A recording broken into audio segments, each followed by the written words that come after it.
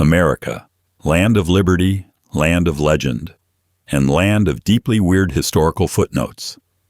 From war pigeons to glow-in-the-dark desserts, our past isn't just written in textbooks. It's scribbled in the margins by drunk uncles with typewriters. You thought you knew American history? You don't know the half of it. Buckle up. It gets unhinged fast. Ronald Reagan once starred in a film with a chimpanzee. Before he was the 40th President of the United States, Ronald Reagan had already made peace with the idea of sharing screen time with a monkey in a sweater. The film was Bedtime for Bonzo, released in 1951, and it featured Reagan attempting to civilize a chimpanzee using Freudian psychology. The movie's central thesis, if you can call it that, was whether nature or nurture could tame wild behavior. Spoiler, neither one. What's even more American than an actor becoming a president? An actor learning child psychology from a primate to save his love life. And yes, Reagan played the straight man. The monkey got the punchlines. Historians have, understandably, tried to bury this detail beneath layers of Cold War heroics and jelly bean anecdotes. But there's something perfectly circular about the man who brought supply-side economics into the mainstream, first trying to teach ethics to a chimp. Irony doesn't just show up, it stars. And no, Bonzo never ran for office. But after Reagan, it probably felt possible. So what kind of country hands its mythos over to a meat packer with a stamp and a dream? The original Uncle Sam may have been a meat packer. Samuel Wilson was a barrel man. During the War of 1812, he supplied meat to the U.S. Army, stamping the letters U.S. on each barrel. Soldiers, fresh off the grim realization that salted beef was the war's energy drink, began to joke that U.S. stood for Uncle Sam, a nod to Wilson himself. That's it. That's your origin story. No divine intervention, no eagle-cloaked symbolism, just an overworked guy in Troy, New York, labeling meat like a goddamn patriot. Over time, the name stuck. Political cartoons gave him a beard, a top hat, and a finger forever pointed at you. But the real Sam never wore stripes, never pointed dramatically, and certainly never demanded your enlistment. He just packed meat. The real Uncle Sam was elbow deep in brine while the myth went national. And yet, out of all possible mascots, America chose a butcher. It's either depressingly honest or incredibly self-aware. Either way, a nation of ideas got represented by a man who branded cow parts for a living. Freedom has a flavor, and apparently it's salt-cured beef. But before Barbie dominated toy aisles and corporate lawsuits, she started somewhere. Very, very weird. The real-life Barbie doll was inspired by a German adult gag gift. Before she was accessorizing convertibles and reinforcing impossible beauty standards, Barbie was known in Germany as Bild Lili, a scandalous little novelty sold to grown men. Based on a risque comic strip character, Lily was marketed as a bachelor's joke gift. Kind of like a plastic punchline in high heels. Ruth Handler, an American toy executive, spotted Lily during a trip to Europe. But instead of laughing, she saw opportunity. She brought the doll stateside, cleaned up the backstory, and renamed her Barbara, Barbie for short, after her own daughter. The rest is merchandising history. Mattel sanitized the doll's image so thoroughly that most Americans have no idea Barbie's grandmother once sat on desks as a suggestive paperweight. A doll born out of cheeky European misogyny became a $2 billion brand of pink empowerment. Sort of. That's America in a high-heeled nutshell. Import something weird, scrub the past, slap a trademark on it, and tell little girls it's aspirational. But don't worry. If you thought Barbie's origin was messed up, wait until you hear what the U.S. government put in your drink, on purpose. During Prohibition, the U.S. government poisoned alcohol to scare people from drinking. When America declared war on booze in 1920, the strategy was simple. Dry out the nation and watch morality blossom. Instead, the country got bootleggers, speakeasies, bathtub gin, and an underground economy so lucrative it made mobsters into millionaires. And when banning alcohol didn't work, the government did what any reasonable regime might do. They poisoned it. See, industrial alcohol used in cleaning supplies, fuel, and factories was still legal. So bootleggers would steal it, renature it, and sell it as drinkable. The government noticed. Instead of blocking access or changing policy, they quietly ordered manufacturers to spike industrial alcohol with toxic chemicals, things like methanol, kerosene, and even formaldehyde. The goal: make the supply so dangerous that it scared people into sobriety. It didn't. People drank it anyway. Thousands were hospitalized. Many died. And the government knew. Public health officials begged them to stop. They didn't. So in the name of national virtue, the state became a silent executioner. This wasn't just overreach. It was moral hysteria gone homicide. And while the 18th Amendment was eventually repealed, the bodies left behind remain a footnote too grotesque for most textbooks. Which brings us to another footnote of a man, a walking contradiction who claimed to be 615 years old. A man in the 1800s claimed to be 615 years old and ran for Congress. Old Tom Parr was not just a man. He was an entire myth lumbering into the 19th century with bones that creaked like haunted floorboards. He claimed to be 615 years old, a former soldier in the Revolutionary War, and somehow still fit enough to run for Congress. And by run, we mean both campaign and presumably hobble upright. Newspapers of the time treated him like a sideshow relic with a pulse. Some believed him, most laughed. But old Tom didn't care. He spoke with the serene confidence of someone who either possessed supernatural longevity or had completely lost track of time. He gave public speeches, wore outdated coats, and listed his occupation as living memory. Of course, he didn't win. Democracy has its limits. Modern historians dismiss him as either a crank, a con man, or a man whose age was exaggerated by folklore and bad math. But his campaign pamphlets still exist, and they paint a portrait of a man entirely unbothered by plausibility. Because in America, you don't have to be young, logical, or even real.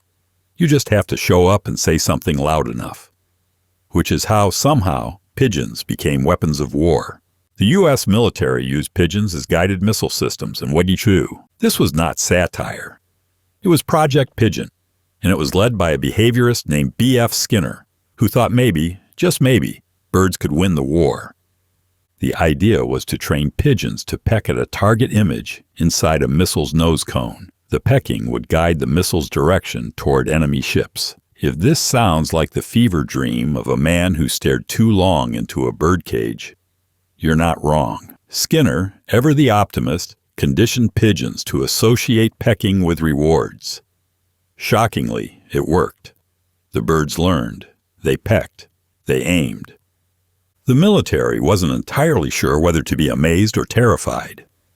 In field tests, the pigeons were more accurate than early guidance systems. They could track targets even through turbulence. But ultimately, the project was shelved. Not because it failed, but because someone in charge finally said, "We can't tell the American public we're using birds to aim bombs." And yet, this was the plan. Not metaphorically. Literally. Feathered, pecking bombs. Somewhere in a Pentagon file room, the classified drawings of bird-guided missiles still exist, locked between blueprints of flying tanks and bat bombs. Speaking of unexpected firsts, the first American Nobel laureate wasn't a scientist. He was a dentist. The first American to win a Nobel Prize was a dentist. In the early days of the Nobel Prize, when its reputation was still drying like fresh ink on history's parchment, the first American to snag one wasn't a president, a philosopher, or a poet. It was a dentist. Sort of. His name was William Röntgen's co-winner. But the prize technically went to Wilhelm for discovering X-rays. Still, the first American associated with the honor had teeth on his resume. Here's where it gets deliciously weird. While Röntgen was the physicist who uncovered X-rays in 1895, an American dentist quickly realized their utility in seeing inside patients' mouths without sawing them open. This wasn't just innovation, it was medical wizardry. Suddenly, diagnosis could happen without blood. Cavities could be spotted like criminal suspects. The Nobel Committee, in their infinite European seriousness, awarded Roentgen in 1901. But his impact rippled immediately into American dental offices. The idea of a tooth wizard peering into your skull using invisible light wasn't terrifying. It was progress. And somewhere in that chain reaction of innovation, dentistry elbowed its way into Nobel history. So no, America's first brush with Nobel glory didn't come from academia or atomic theory. It came from plaque. And speaking of identity makeovers, the next presidential candidate ran under the name Absolutely Nobody. A presidential candidate once changed his name to Absolutely Nobody. In the smoldering political hangover of the late 20th century, a man legally renamed himself Absolutely Nobody and ran for president of the United States. It was, depending on your perspective, a performance art stunt, a cry for electoral reform, or the most honest campaign of all time. He wasn't some obscure recluse either. He showed up. He campaigned. He handed out buttons that said, "Nobody cares, nobody tells the truth, and vote for nobody." The pitch was simple. All politicians lie, cheat, and disappoint. Why not just cut out the middleman? Thousands voted for him. This wasn't satire. It was catharsis. For a disillusioned electorate tired of hollow promises and televised debates that solved nothing, Absolutely Nobody was a platform with fewer lies and more accuracy. And the fact that a man could legally change his name and appear on the ballot as an empty gesture with actual votes, that's peak American democracy. Of course, he didn't win, but the message landed. Apathy had a name, and it was polling better than expected. Then again, if you think that's absurd, let's talk about the CIA, hair removal powder, and a dictator's beard. The CIA tried to make Castro's beard fall out. Here's the kind of story that feels like a rejected SNL sketch, except it actually happened. The CIA, that secretive nest of trench coats and wiretaps, once tried to take down Fidel Castro by destroying his beard. The plan? Lace his shoes with thallium salts, an odorless, tasteless chemical known to cause hair loss. The idea was that Castro's power came not from politics, weapons, or charisma, but from his beard. The lush, iconic jungle of facial hair that made him look like a revolutionary Moses. So if the beard went, maybe the mystique would follow. Maybe Cubans would laugh instead of salute. Spoiler, the plan failed. Like most of the CIA's cartoonishly bizarre assassination attempts against Castro, the shoe scheme never took off. Whether the dose was too low, the delivery fumbled, or Castro just had unnaturally stubborn follicles, history doesn't say. But the effort reveals something incredible. That a global intelligence agency genuinely believed depilatory sabotage could topple a regime. Somewhere, deep in Langley archives, sits a classified memo on follicular warfare, probably stamped with a bald eagle. And speaking of unexplained sightings, one future president spotted something strange in the Georgia sky and filed the paperwork. Jimmy Carter filed a UFO sighting report. Before he was brokering peace deals and battling killer rabbits in canoes, Jimmy Carter was just a Georgia peanut farmer with unusually good eyesight. In 1969, he spotted something in the sky, bright, hovering, and decidedly not an airplane. He did what few would. He filled out an official report. The man would eventually become president. But at that moment, he was just another civilian trying to explain something that didn't make sense. The sighting happened near Leary, Georgia.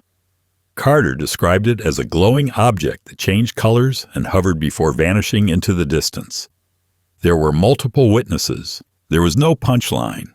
And there was no follow-up. At least, not one we're supposed to know about. Years later, when asked about UFOs as president, Carter remained cautious. He believed in transparency, sure, but not enough to crack open the vault at Area 51. Still, the fact remains. A sitting U.S. president once filed a UFO report like a guy trying to get a refund for a bad windshield. It didn't make him look crazy. It made him look curious. The original Hollywood sign said Hollywoodland. It was an ad for a real estate development. Before it symbolized celebrity meltdowns and dreams deferred, the Hollywood sign was just a billboard. oversized, wind-battered, and pushing property like a desperate salesman in a tux. In 1923, Hollywoodland was slapped across the hills as promotional stunt for a new real estate development. Each letter stood 30 feet wide and 50 feet tall, held together by wood, sheet metal, and the brittle optimism of early California sprawl. It wasn't meant to last. The sign was supposed to stay up for 18 months. But like most things in Los Angeles, it hung around longer than it should have. Over time, the land crumbled away, physically and metaphorically, until the iconic Hollywood stood alone, reborn as a monument to cinema, fame, and public breakdowns caught on camera. No one planned it that way. No city council meeting declared it sacred. It just stuck, shedding its real estate roots and becoming the accidental altar for American ambition. Tourists stare up at it as if it means something more than buy a house here. But beneath the glamour, it's still an ad. A forgotten sales pitch, weathered by time and repurposed as destiny. And speaking of destiny written in concrete, what if the moon itself was built? In Arizona, NASA once trained astronauts using a fake moon made of concrete in Arizona. Before Neil Armstrong took that small step, he took a bunch of really awkward ones on a fake moon in the middle of Arizona, somewhere in the dusty expanse of the Cinder Lake crater field near Flagstaff. NASA carved out a convincing replica of the lunar surface using bulldozers, explosives, and a deep commitment to accuracy. The purpose? Astronauts needed to practice using the lunar rovers and gear and terrain that mimicked the moon's pockmarked weirdness. So they built it by blowing up volcanic fields into moon-like geometry. The irony? NASA literally bombed a desert to simulate peace on the moon. And yet, it worked. Astronauts bounced around the fake craters, navigating gear malfunctions and drilling rocks while pretending Earth wasn't 3 miles over their shoulder. To this day, you can visit what's left of the site. It looks like a forgotten war zone, but it's really a set from the greatest stunt Earth ever pulled. Concrete moons, fake Mars landings, government simulations in Arizona. What isn't real? Well, apparently even your dessert can glow under the right conditions. There's an official U.S. government recipe for glow-in-the-dark JellO. Yes, this is real. And yes, it's technically edible, if you consider tonic water and gelatin a food group. The U.S. government, in its infinite experimental glory, once concocted a recipe for glow-in-the-dark JellO, probably as part of some morale-boosting science initiative or a failed culinary Cold War deterrent. The key ingredient? Quinine. It's found in tonic water and fluoresces under blacklight. Add some unflavored gelatin, food coloring, and a willingness to ignore your better instincts, and voila! Radioactive party snack. The JellO glows a ghostly blue when exposed to UV light, giving off major science fair meets nuclear incident energy. Somewhere between novelty and nightmare fuel, it became a weird little icon of how America celebrates its scientific creativity by feeding it to children. Was it served in schools? Maybe. Was it necessary? Not at all. But in a country where dessert can double as lighting decor, you learn to stop asking why. Because the next fact isn't about food or science. It's about how a man with a soldering iron and a loud stage invented the sound of rebellion.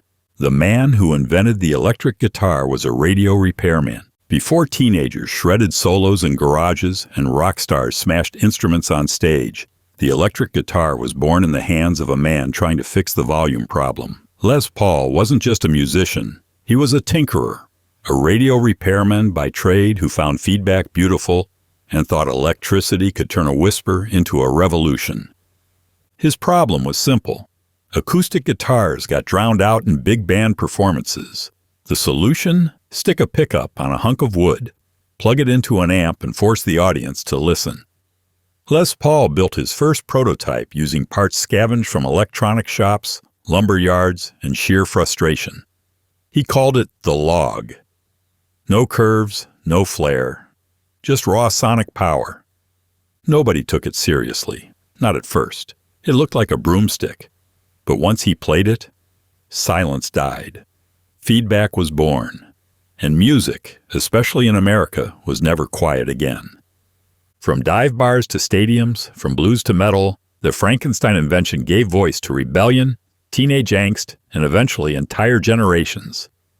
But if the sound of the future came from a radio nerd, wait until you hear about the time the future was televised as a hoax.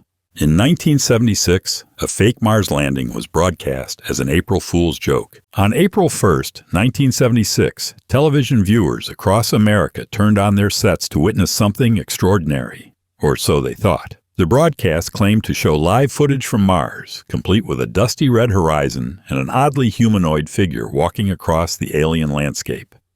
It wasn't just amateur hour either.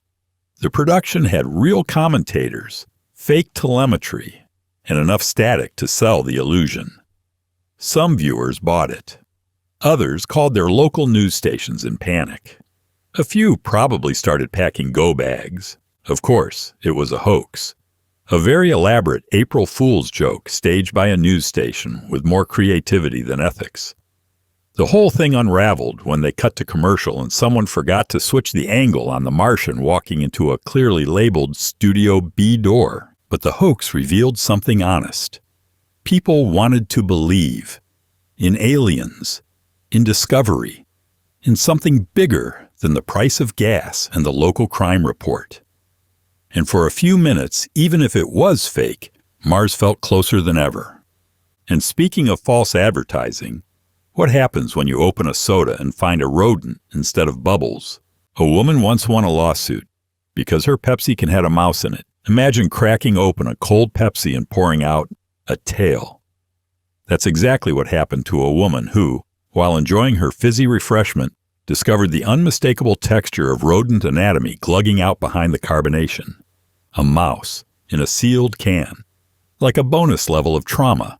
She sued. Naturally. And Pepsi, a company that sells joy in a can, suddenly found itself defending against accusations of mouse stew. Their argument? Scientifically, it couldn't happen. The acidity of the soda, they said, would have dissolved the mouse entirely before anyone could find it. But the woman had evidence. Fur, tissue, a tail with a soda tan. Faced with this horrifying display of proof, Pepsi quietly settled. No further comments. No marketing campaign called now with 30% less vermin. Just hush money and shame. The case became a kind of urban legend, a metaphor for corporate denial and customer horror. Because in a country where sugar is king, lawsuits are just another side effect. And if you think that's grotesque, just wait until a fast food colonel decides white suits aren't just a costume. They're his identity. Colonel Sanders wore a white suit every day, on purpose. Harlan David Sanders didn't invent fried chicken, but he sure as hell made it iconic. Mostly by dressing like a southern plantation ghost for the last 20 years of his life. The white suit wasn't a gimmick. It was a calculated branding decision, worn rain or shine, on camera or off, as if he were the living embodiment of a bucket of chicken, crisp, white, and slightly unsettling.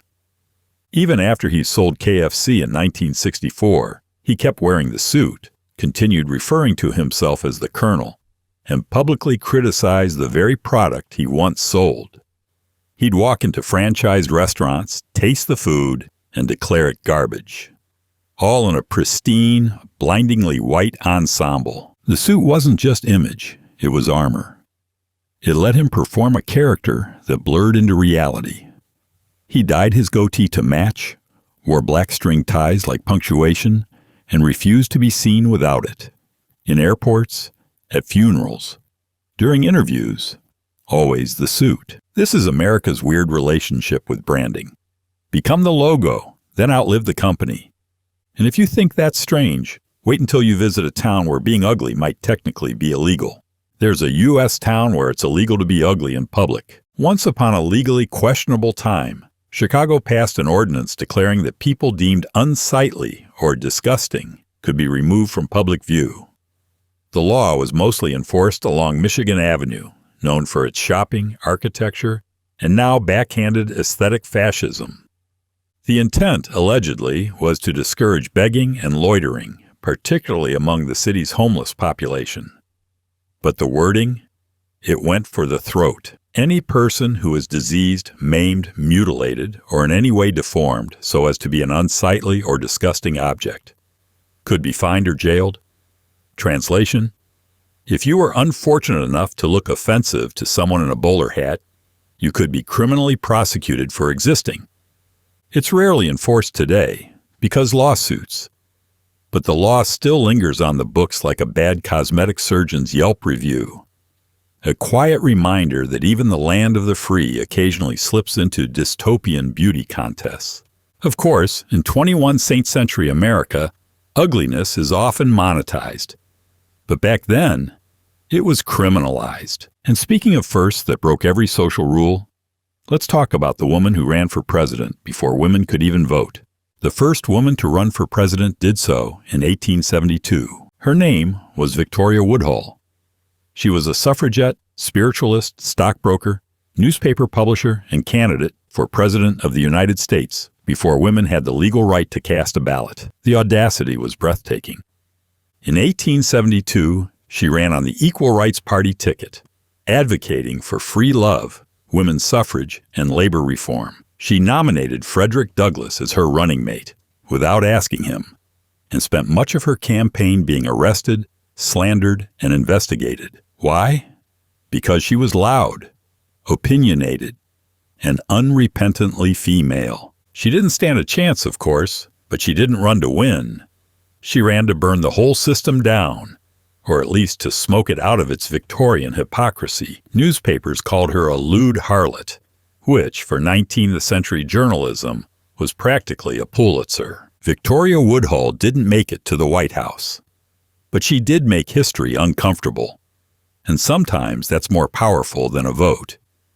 And if you think that campaign was controversial, wait until you hear about the Pentagon's secret plan to make enemy soldiers attracted to each other. During the Cold War, the Pentagon seriously considered building a gay bomb. Welcome to the Pentagon's greatest hits compilation. Nuclear submarines, laser-guided bombs, and a weaponized aphrodisiac designed to turn enemy soldiers very interested in each other. During the height of Cold War paranoia, military researchers proposed the gay bomb, a non-lethal chemical weapon intended to induce homosexual behavior among opposing forces. The logic? Distracted troops wouldn't be able to fight. It sounds like a parody headline, but it wasn't.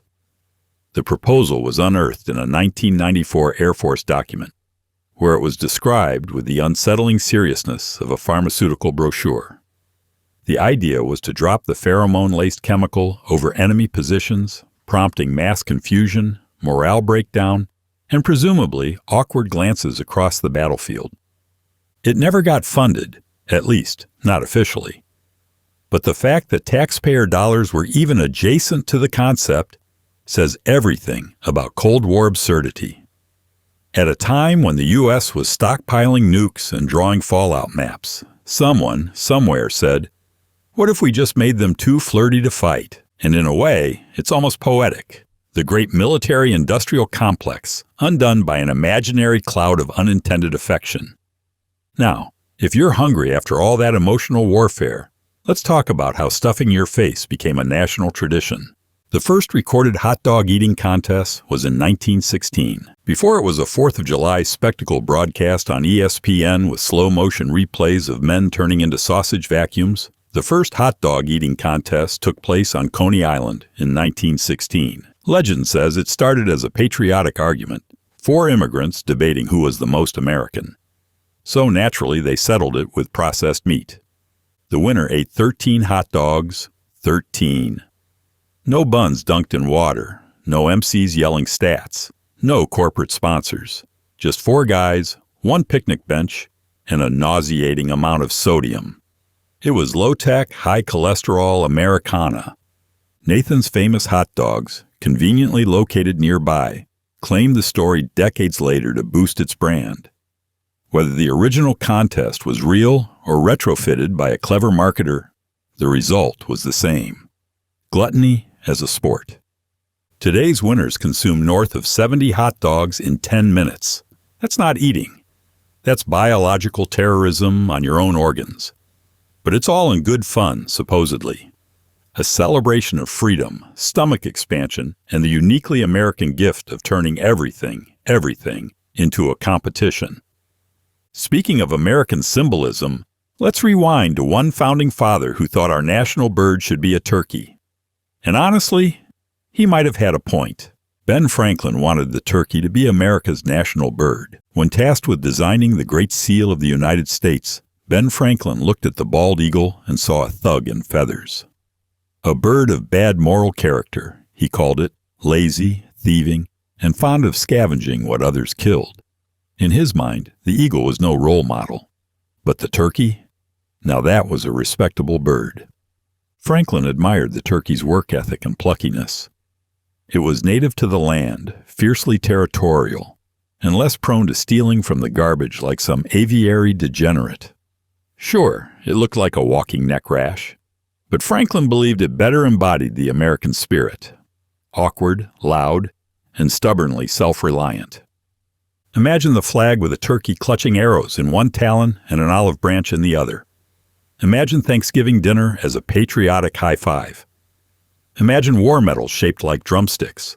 Of course, the eagle won, because it looked cooler on buttons and wasn't widely associated with gravy.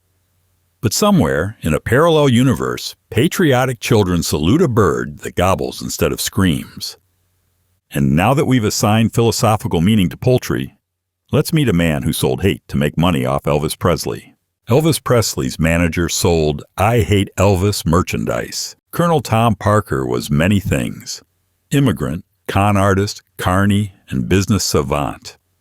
But above all, he was a man who understood one sacred American principle: if it exists, you can monetize both sides of it. When Elvis Presley became a cultural lightning rod in the 1950s, adored by screaming teenagers and reviled by conservative parents, Parker didn't just sell T-shirts for the fans.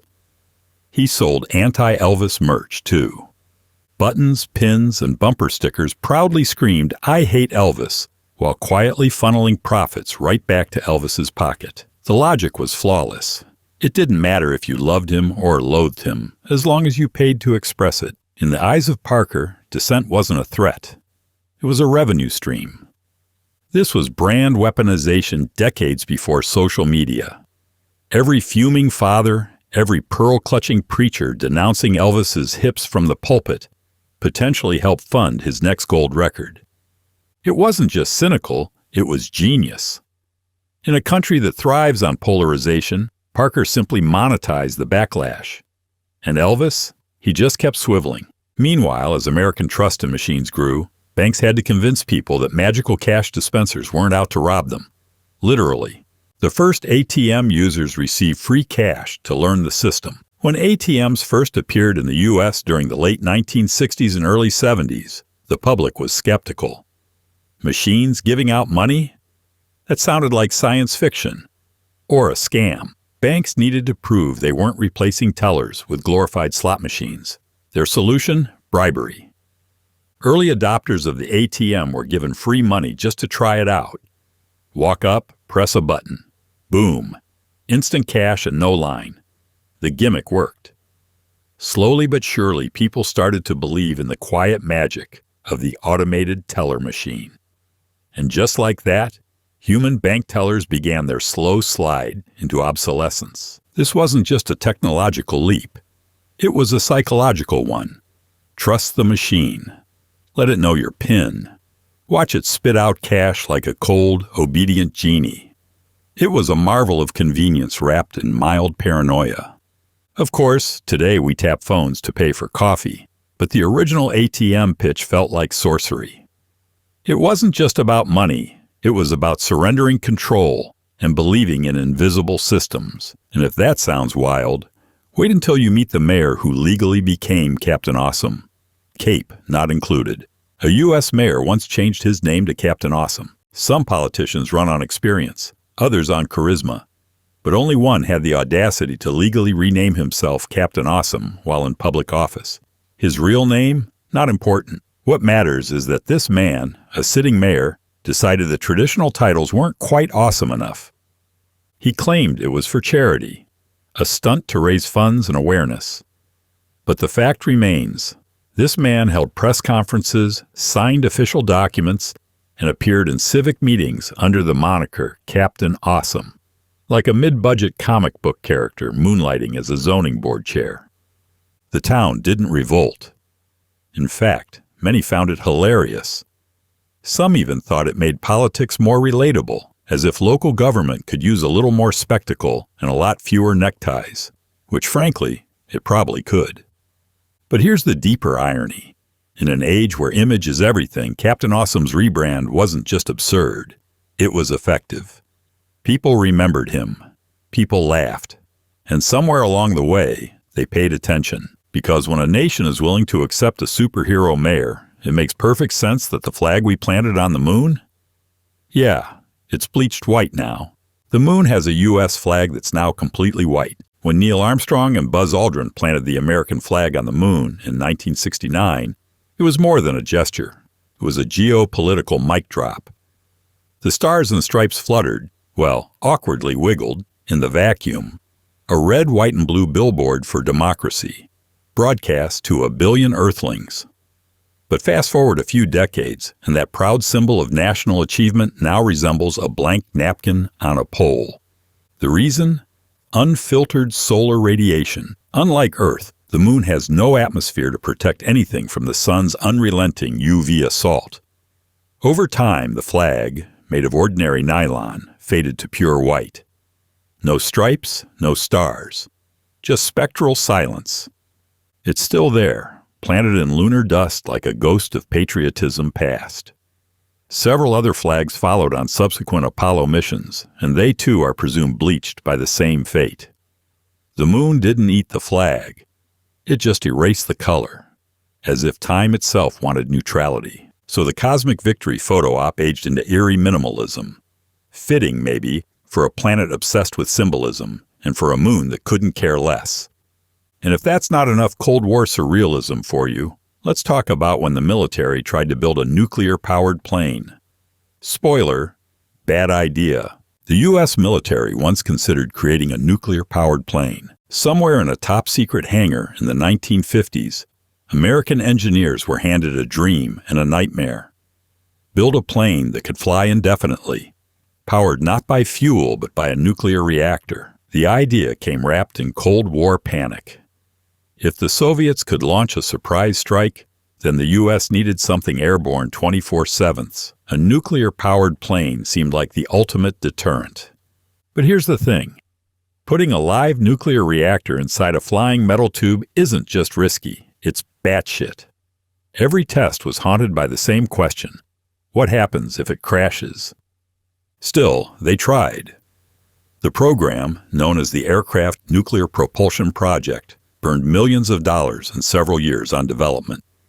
Engineers actually flew a test plane carrying a reactor, thankfully unpowered, just to measure shielding and logistics. In the end, the risks were too high. The project was grounded before it ever reached the skies. Probably for the best. An airborne Chernobyl isn't exactly peak defense strategy. And so it joined the Pentagon's graveyard of beautiful catastrophes alongside pigeon-guided missiles and gay bombs. Now, speaking of overlooked verses and accidental amnesia, did you know the StarSpangled Banner has 4 verses? Yeah, and we only sing one. The original Star-Spangled Banner had 4 verses. You've sung the national anthem. You've stood up at games. Maybe even fumbled through the rocket's red glare with patriotic gusto. But here's the quiet twist. The Star-Spangled Banner has not 1, but 4 full verses, and the other 3? They've been ghosted harder than a failed Tinder date. Francis Scott Key penned the lyrics during the War of 1812 after witnessing the British bombardment of Fort McHenry. The poem, originally titled Defense of Fort McHenry, was later set to the tune of a British drinking song, because irony is eternal. But while the first verse became national canon, the remaining 3 are a time capsule of bloodlust and triumphalism. One verse celebrates vengeance, another revels in the defeat of enemies, and one basically throws shade at the British crown with fireworks and Bible references. It's less a song, more a lyrical bayonet. So why don't we sing them? probably because they're long, intense, and hard to scream during the seventh-inning stretch. But they still exist, tucked away in dusty songbooks and awkward high school assemblies. Just another case of selective memory in a country that sings what it wants and skips the rest. And on the topic of forgotten broadcasts, let's drop in on a radio station, run entirely by inmates. There was once a radio station run entirely by prisoners. In a Missouri correctional facility during the 1980s, something strange floated through the airwaves. A radio station, FCC licensed and fully operational, broadcast straight from behind bars. It was called KOPM, short for Keep Our Prisoners Motivated, unofficially. And it was staffed, produced, and hosted entirely by inmates. Not metaphorically, not symbolically. Real prisoners, real mics, real playlists. This wasn't a sad attempt at PR. It was community radio in its rawest form. The inmates played music, read poetry, hosted talk shows, and sometimes interviewed guests from the outside. Activists, academics, even the occasional warden. The idea? Give prisoners a voice, and in doing so, remind the public they still existed. Listeners from surrounding towns tuned in, some out of curiosity, others because the music slapped. But behind the mic, KOPM was more than entertainment. It was therapy. A platform where humanity wasn't erased by a jumpsuit. Eventually, the station shut down, as all weirdly hopeful institutions tend to do. But for a brief moment, a prison became a broadcasting studio, and justice had a beat. And while Edison never tuned into KOPM, he was busy trying to invent something far weirder. A machine to talk to ghosts. Thomas Edison invented a ghost hunting machine. Yes, the Wizard of Menlo Park, the same guy who brought us the light bulb and phonograph, once took a hard left turn into the supernatural. In the 1920s, Thomas Edison claimed he was working on a device to communicate with the dead. A spirit phone, if you will. He never completed it, but the intention was real, and the blueprints reportedly existed. Edison wasn't dabbling in Ouija boards or seances. He wanted cold electrical communication. A machine that could amplify the voices of the departed, like static on a radio. It wasn't magic. It was misunderstood science, or so he insisted. He gave interviews, hinted at its development, and left just enough ambiguity to fuel decades of paranormal speculation. Some believed it was a joke. Others saw it as proof the world's greatest inventor finally cracked under the pressure of mortality. Whether it was serious or sensationalism, Edison's ghost phone remains one of history's strangest almost inventions, an intersection of ambition, grief, and sheer eccentricity. And speaking of questionable recipes from American history, let's check out the very first U.S. cookbook, and its strong stance on squirrel. The first American cookbook included a recipe for squirrel. Published in 1796, American Cookery by Amelia Simmons wasn't just the first cookbook written by an American for Americans. It was also uncomfortably enthusiastic about rodents. Among its many colonial delicacies was a full recipe for roasted squirrel, complete with seasoning tips and serving suggestions. At the time, squirrel wasn't just edible, it was elegant. A symbol of rustic practicality, where no scurrying protein went to waste. Simmons offered recipes for other frontier fare too, including stewed pumpkin, slapjack pancakes, and something charmingly named chicken fricassee with apple vinegar. But it's the squirrel that makes people blink twice. This wasn't frontier desperation. It was mainstream. Common, fancy even, if your squirrel was tender enough. Cookbooks weren't just instructional, they were aspirational. So when Amelia Simmons told readers how to baste a rodent, she wasn't being ironic. She was being patriotic. Today, squirrel cuisine survives mostly in hunting lodges and bizarre YouTube cooking channels. But back then, it was part of the American culinary identity, furry, flavorful, and fried. And if you think that's nuts, wait until you meet the barefoot vegetarian who wore a pot on his head and seeded the entire country with apples. Johnny Appleseed was real, and he was a vegetarian who went barefoot year-round. The image most people have of Johnny Appleseed, a cartoonish drifter scattering seeds across the American frontier, isn't entirely wrong.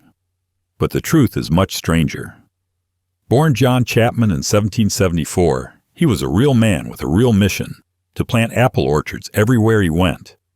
But he wasn't doing it for snacks. He was doing it for booze. See, the apples he planted weren't for eating. They were mostly inedible.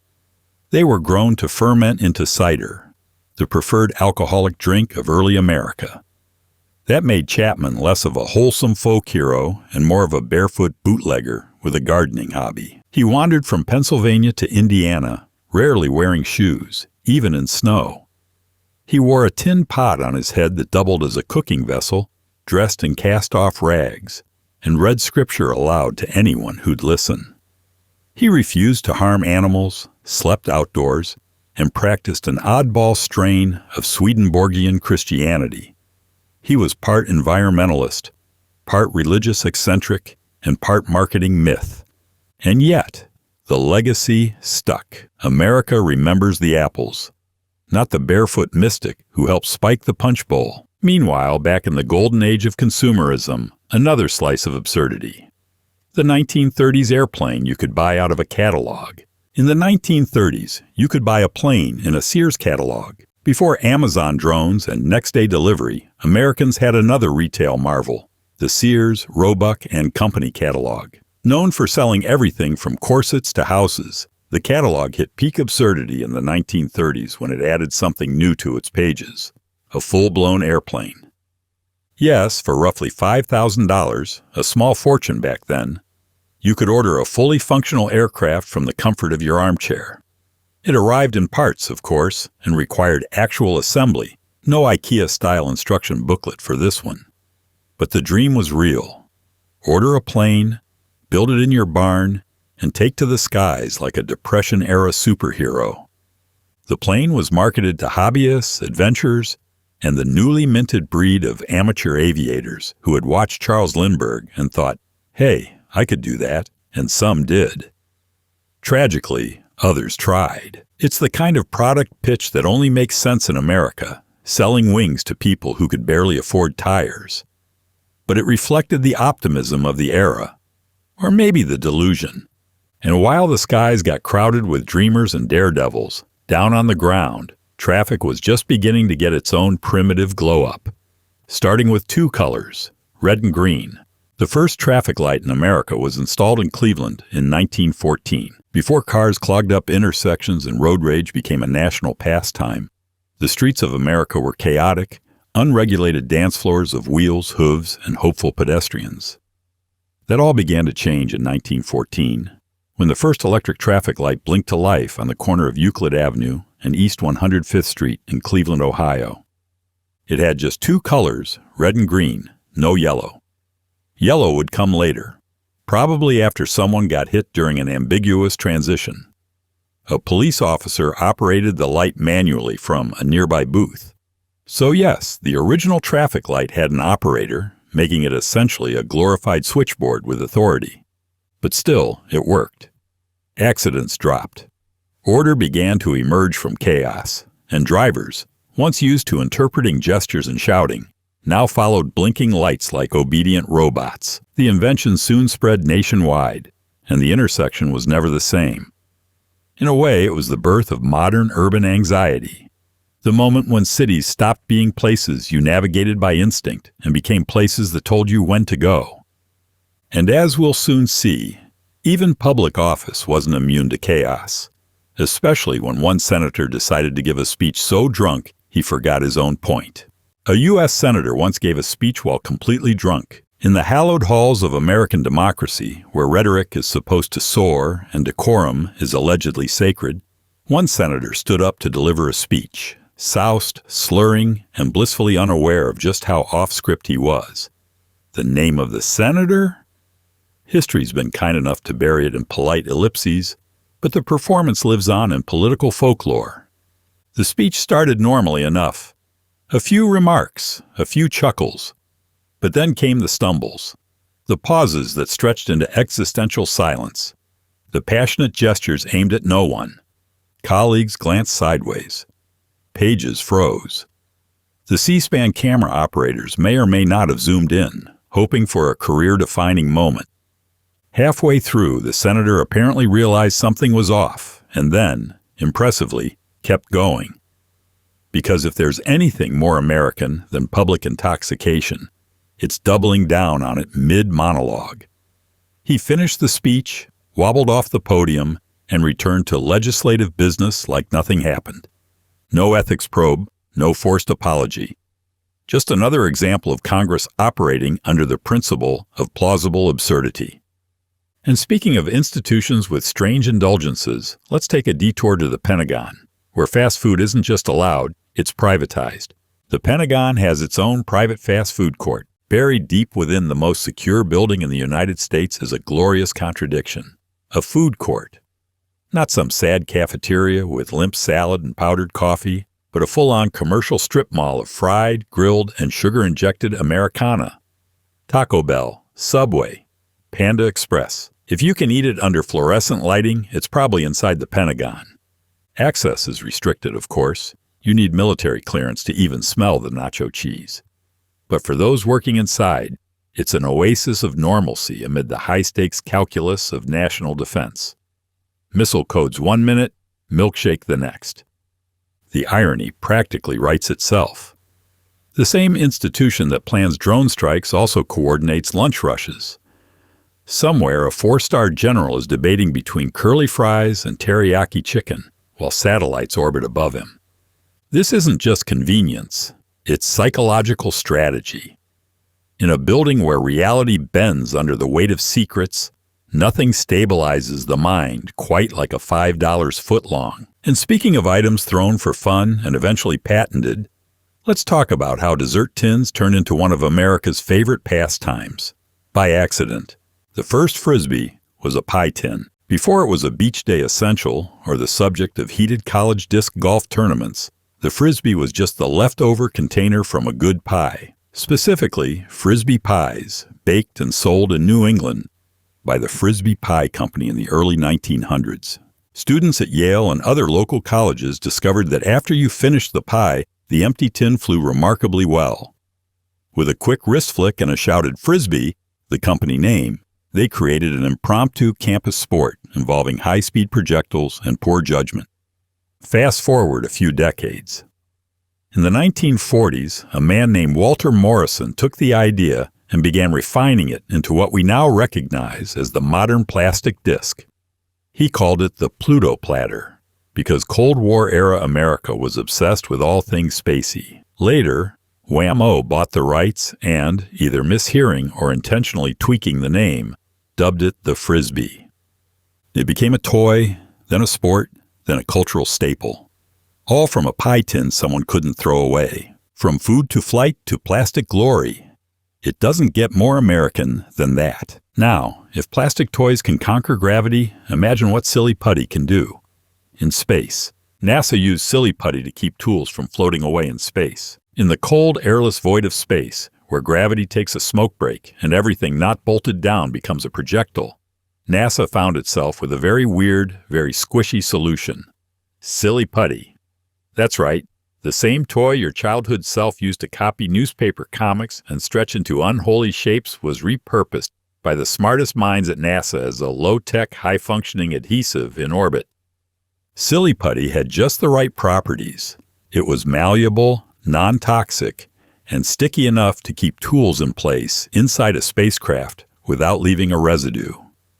In zero gravity, even something as innocent as a wrench can become a deadly projectile if it floats into the wrong place. Silly Putty? It anchored equipment, stabilized screws, and even served as a stress toy for jittery astronauts far from Earth. There's something deeply poetic about it. All that scientific rigor, billions of dollars in R&D, and part of the solution was available for $1.99 at any toy store. This wasn't an accident, it was resourcefulness. NASA used what worked, no matter how ridiculous it sounded. Because when you're 250 miles above Earth, your ego's not the thing keeping the screwdriver from floating into the airlock.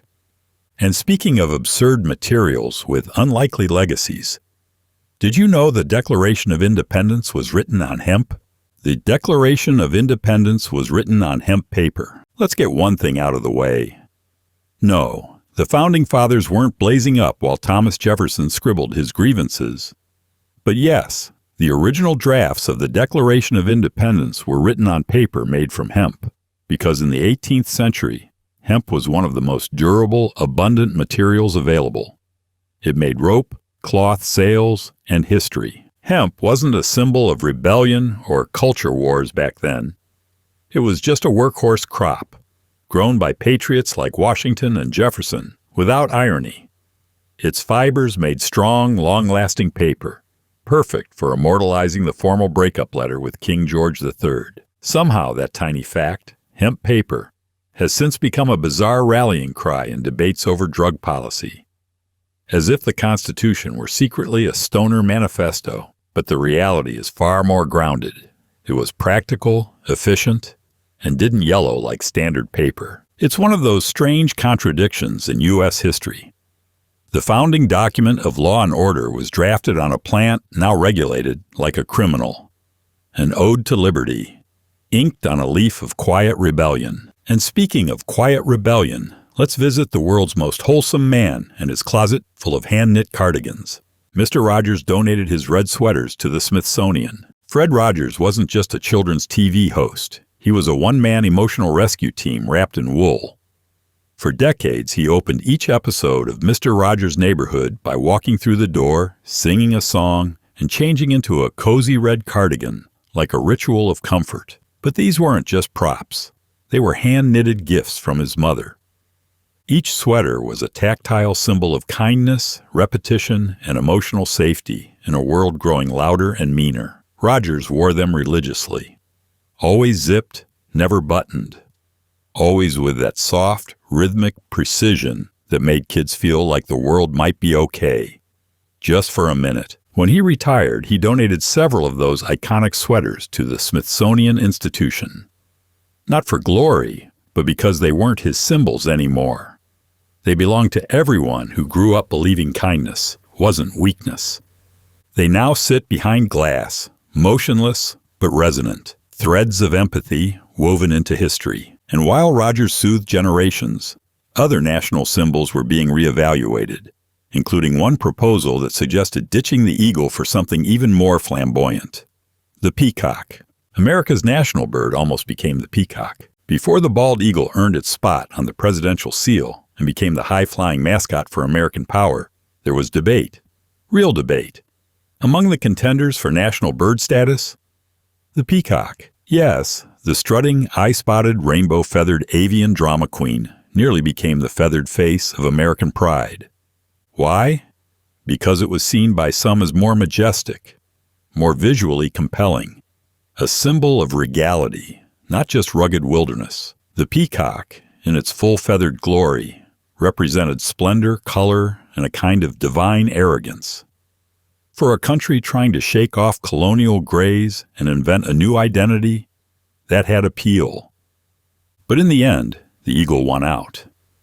Not because it was morally superior, Ben Franklin famously hated the eagle and preferred the turkey, but because it looked the part, stoic, fierce, war-ready. The peacock, with its operatic feathers and unnecessary pizzazz, was deemed too flamboyant for serious business. Still, imagine if things had gone the other way.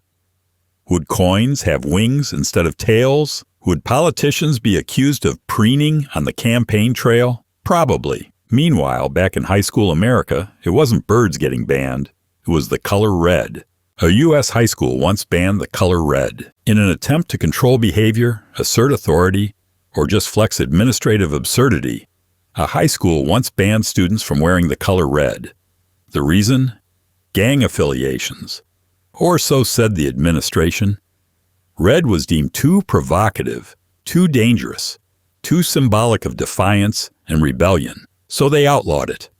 Just like that, students protested, not with violence, but with irony. They showed up in red, everywhere. Red socks, red shoelaces, red stickers hidden under jackets. For a while, it was less about fashion and more about principle, because nothing fuels teenage resistance quite like an obviously dumb rule. The school district tried to explain it as a safety measure, a temporary restriction, a way to de-escalate. But by the time local news got wind of the red ban, the whole thing had become a national eye roll. The story wasn't about gangs anymore. It was about overreach. Ironically, by trying to erase a color, the school ended up spotlighting it. Students learned a deeper lesson than anyone intended. Control breeds creativity. And speaking of irony, let's talk about a man who built a global empire around a cartoon rodent while being completely terrified of mice. Walt Disney was afraid of mice. The man who gave the world Mickey Mouse, the most iconic rodent in animation history, was reportedly squeamish, if not outright terrified, of real mice. That's right, Walt Disney, the father of anthropomorphic wholesomeness and Disneyland dreams, couldn't stand the very creature that would become the crown jewel of his empire. It's one of those contradictions too poetic to be fake. Disney's fear didn't stop him from turning a mouse into a symbol of optimism, mischief, and global branding.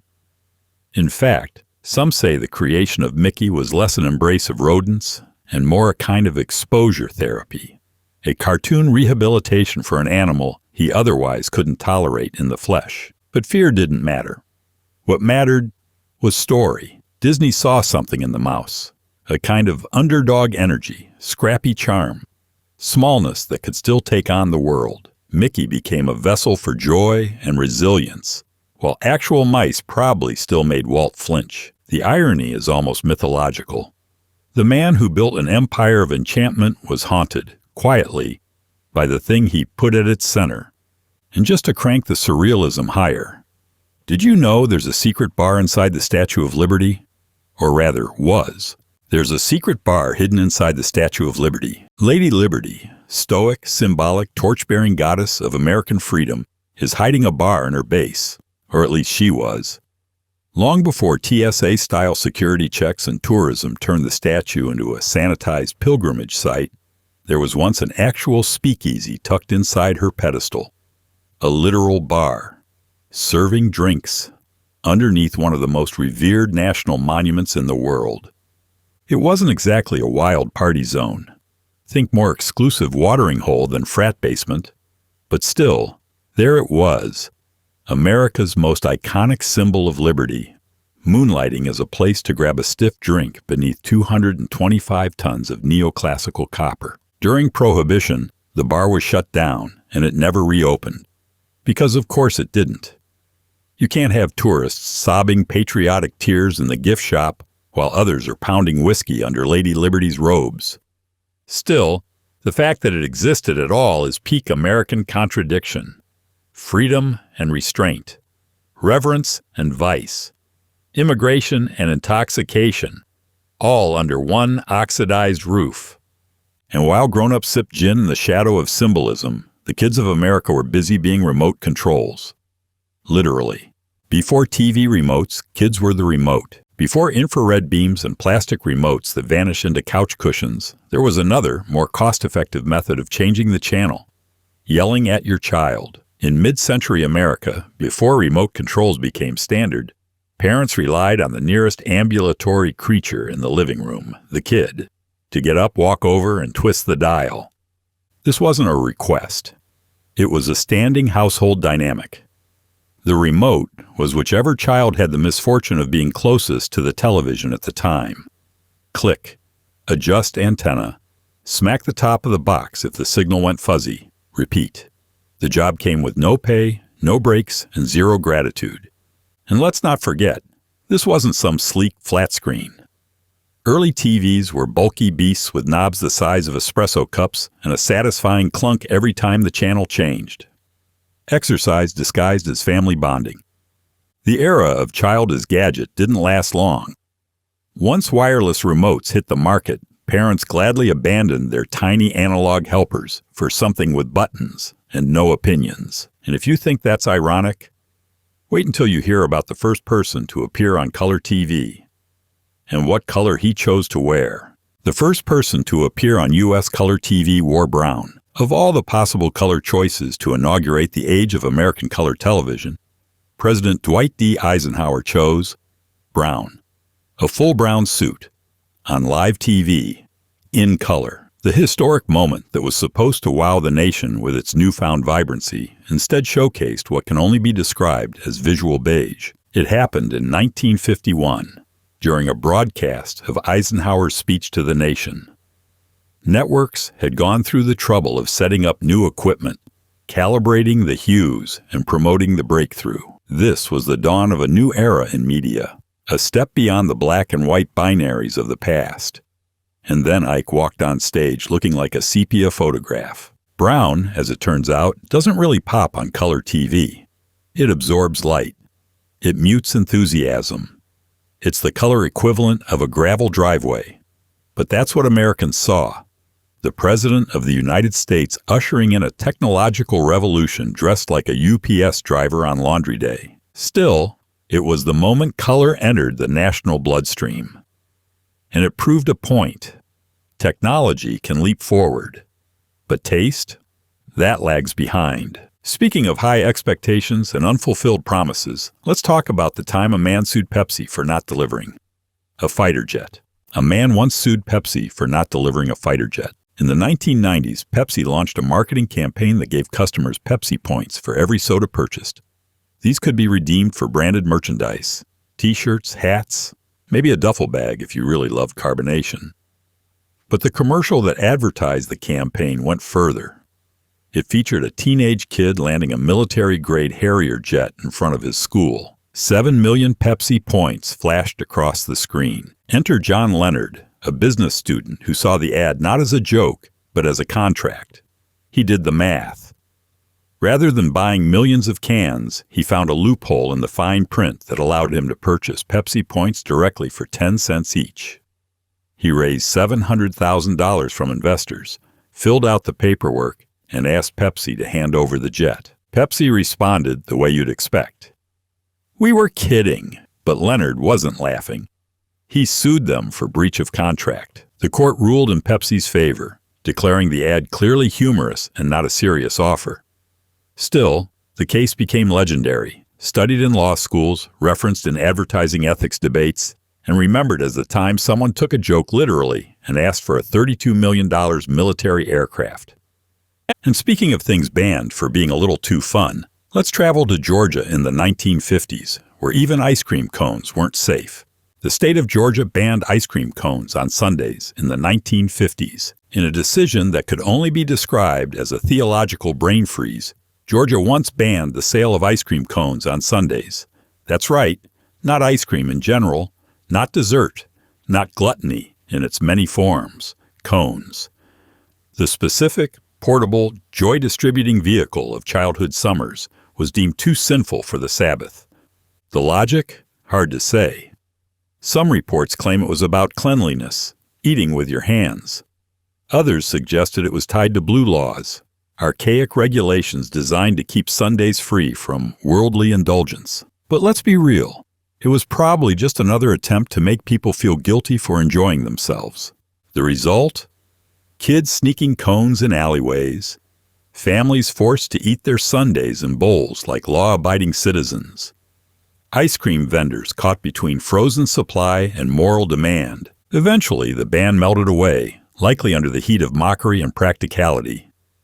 But the fact that it ever existed is peak Puritan America meets dessert insanity. And speaking of vending machines and moral drift, did you know that America's first vending machine didn't sell candy or soda, but gum? And eventually gold? America's first vending machine sold gum. Long before you could grab an iPhone charger, a sandwich, or a slice of pizza from a robotic vendor, the first American vending machines were a simple affair. Mechanical, coin-operated gum dispensers. Installed in New York City train stations in the early 1880s, these machines offered convenience wrapped in novelty. 1 penny in, 1 chew out. They were revolutionary. No clerks, no eye contact, just instant gratification at the twist of a knob. Over time, the machines expanded their repertoire. Cigarettes, candy, even sandwiches. By the mid-20th century, vending machines had become the mechanical middlemen of American snacking culture. But the absurdity didn't stop there. In modern-day Las Vegas, vending machines now dispense gold bars. Not novelty coins, not chocolate replicas, actual glinting investment-grade gold.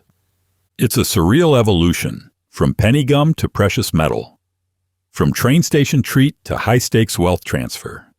And it all happened without anyone questioning whether a machine should have that kind of responsibility.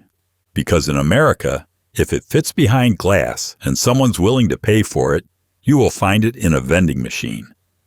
And while OK might seem like a vending machine-friendly term, its origin story is even stranger and stupider than you'd expect. The phrase OK originated in Boston as a joke. OK is everywhere. It's on your phone screen, in your texts, in your mouth. It's the most globally understood expression of affirmation, despite being only 2 letters long. But its origin? A 19th century joke that somehow got way out of hand. Back in 1839, Boston newspapers were playing a short-lived game of acronym chicken, poking fun at deliberately misspelled phrases by reducing them to initials. Think LOL, but with worse spelling and more waistcoats. OK stood for all correct, a mangled version of all correct. Yes, the whole thing started as a snarky editorial joke, like the 1800s version of meme culture. What gave it staying power was politics.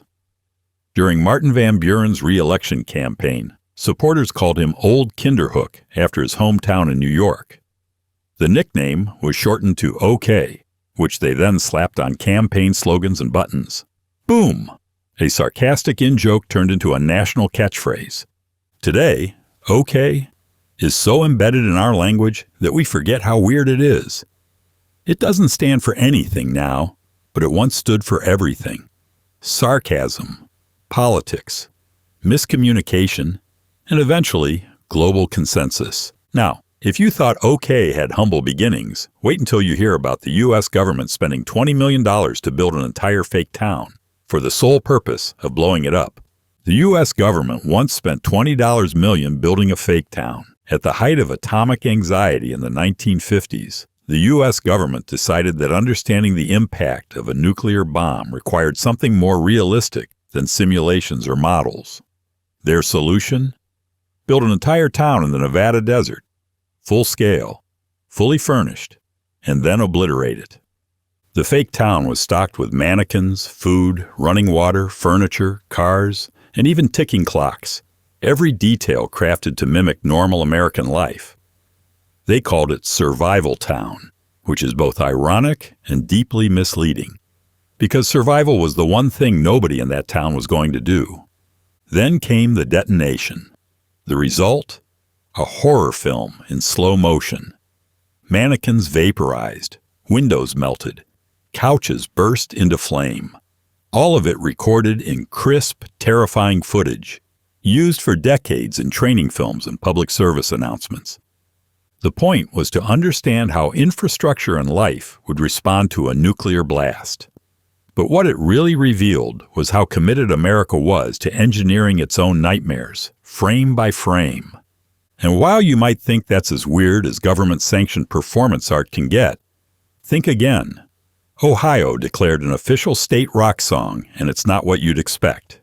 The official rock song of Ohio is Hang On Sloopy. Most states have official birds, flowers, maybe a motto. But Ohio? Ohio has an official rock anthem, a slow-burning, slightly melancholy 1960s garage band hit called Hang On Sloopy. And yes, it's codified in law, as in written into the Ohio Revised Code with the same legal gravity as highway regulations. The song, originally recorded by the McCoys in 1965, has no direct link to the state, but somewhere along the way, it wormed its way into the DNA of Ohio culture, especially at Ohio State University football games, where the marching band made it a tradition. The crowd chants, the bleachers shake, and Sloopy becomes a communal ritual louder than the national anthem. In 1985, state lawmakers leaned into the absurd and made it official. Other states have folk songs or patriotic marches. Ohio has a tune about a guy pleading with his possibly unstable girlfriend to hold it together. It's odd. It's charming. It's very Ohio. And now that we've got rock ballads in the law books, let's revisit an earlier American myth, one where the humble tomato was treated not as food, but as a deadly ornamental threat.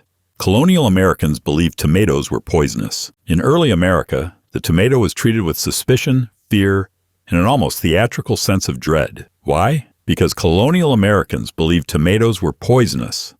Not metaphorically, not as a weird dietary preference. They genuinely thought the vibrant red fruit was a slow-acting botanical assassin. The reasoning? Colonial elites often ate from pewter plates which contained lead. The natural acidity of tomatoes could leach the lead into the food, causing illness, or in some cases, death. People got sick, and the tomato took the blame. They didn't suspect the plate, they blamed the plant. Thus, the tomato earned the ominous nickname poison apple. For years, it was grown purely for decoration. Gardeners marveled at its color, admired its shape, and made damn sure never to eat it. Tomatoes were a visual feast, never an actual one. They adorned windowsills and flower beds like botanical sirens, dangerous and alluring. It wasn't until the 1800s that tomatoes were vindicated. Immigrant communities, particularly Italians, helped reintroduce them as edible. And once someone dared to eat one and didn't die, the tomato began its redemption arc. And while the tomato survived false accusations, Edison's last breath managed to survive. In a test tube, you can find Thomas Edison's last breath in a museum. Somewhere in the Henry Ford Museum in Dearborn, Michigan, a sealed glass test tube supposedly holds the last breath of Thomas Edison. No, this is not a metaphor. It's an actual object, encased and labeled like a sacred relic. A breath, captured, preserved, and put on display like a whisper from the Industrial Revolution. The story goes that Henry Ford, who idolized Edison to an almost cult-like degree, asked Edison's son to capture the very last exhalation of the inventor as he lay dying in 1931. With the precision of a ritual, the son held up a test tube to Edison's mouth, sealed it, and handed it over. Ford kept it like a relic from a secular saint. There's no way to confirm what's actually in the tube. It could be breath, it could be air, it could be nothing, but that doesn't matter. The symbolism is what Ford wanted, the essence of innovation, captured at the moment it left its source.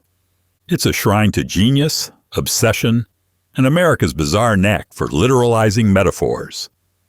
And speaking of glowing tributes to bad science, let's talk about the soldiers who wore their wristwatches into the trenches and brought radiation poisoning with them.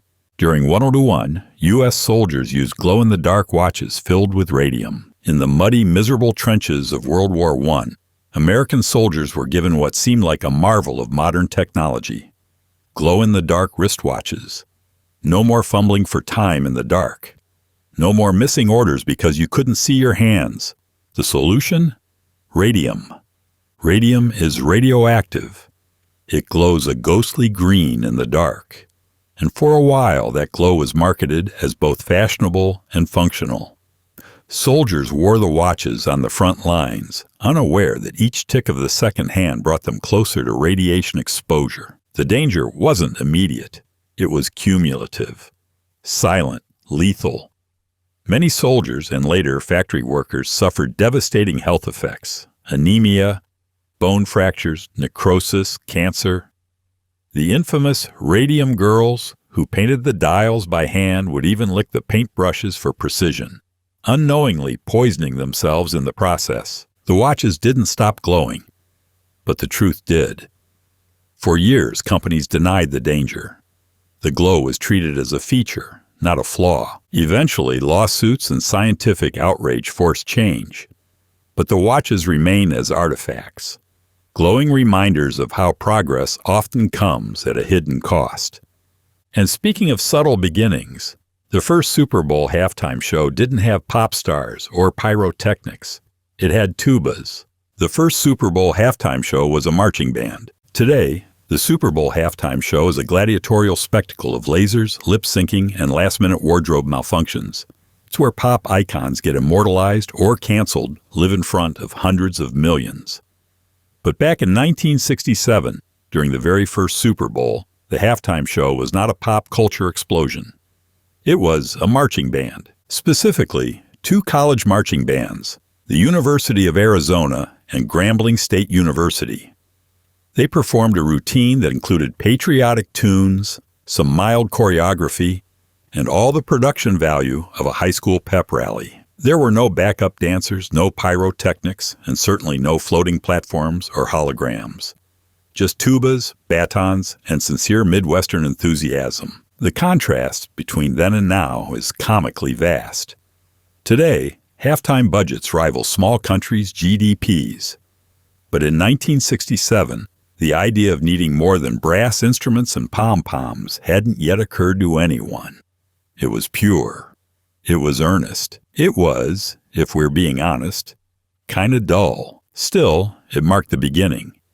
And sometimes revolutions start not with a bang, but with a trumpet solo.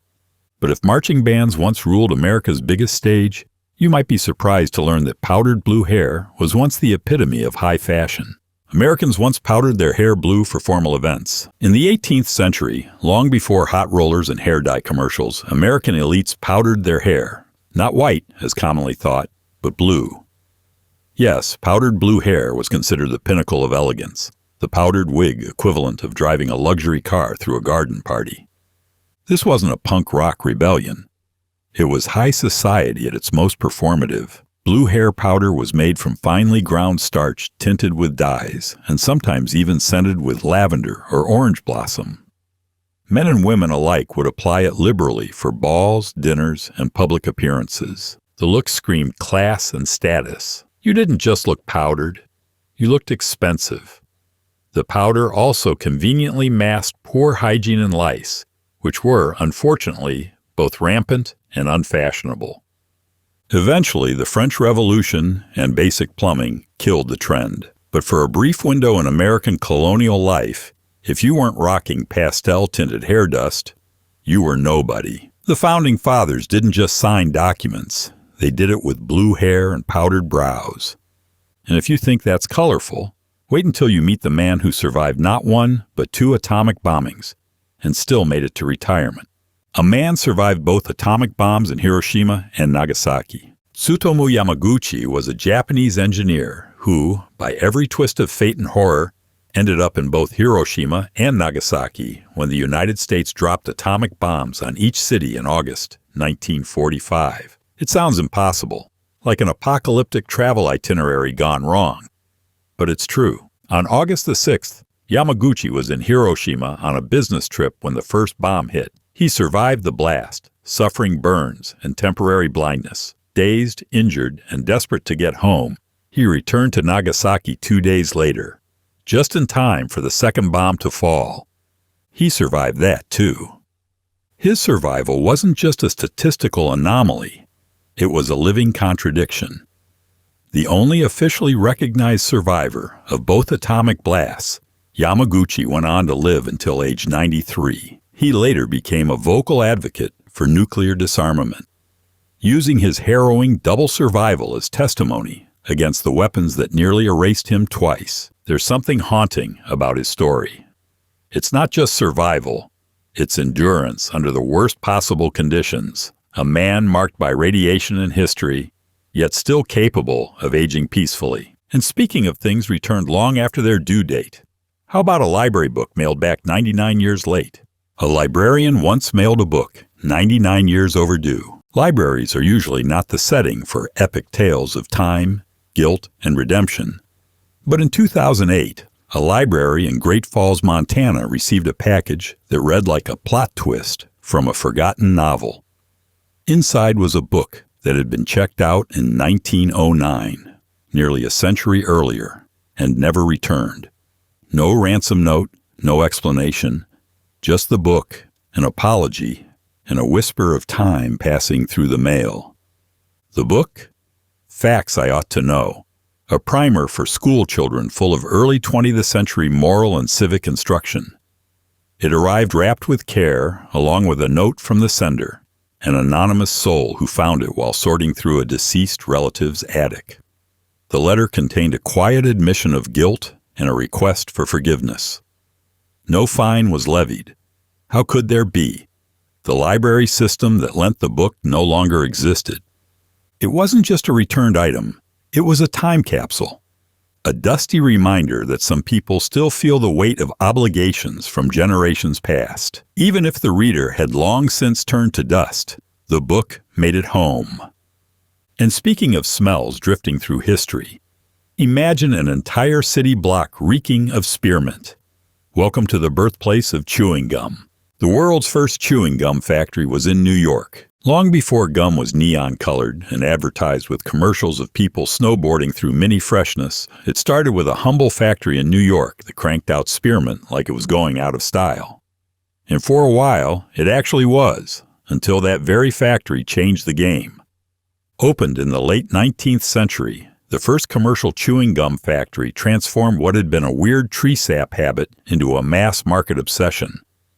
The surrounding blocks reportedly reeked, delightfully or horrifically, depending on your sinuses, of spearmint. Imagine working in an office down the street, drowning in a permanent breath freshener haze. The gum wasn't originally for fun. It was sold as a digestion aid, a tooth cleaner, even a concentration booster.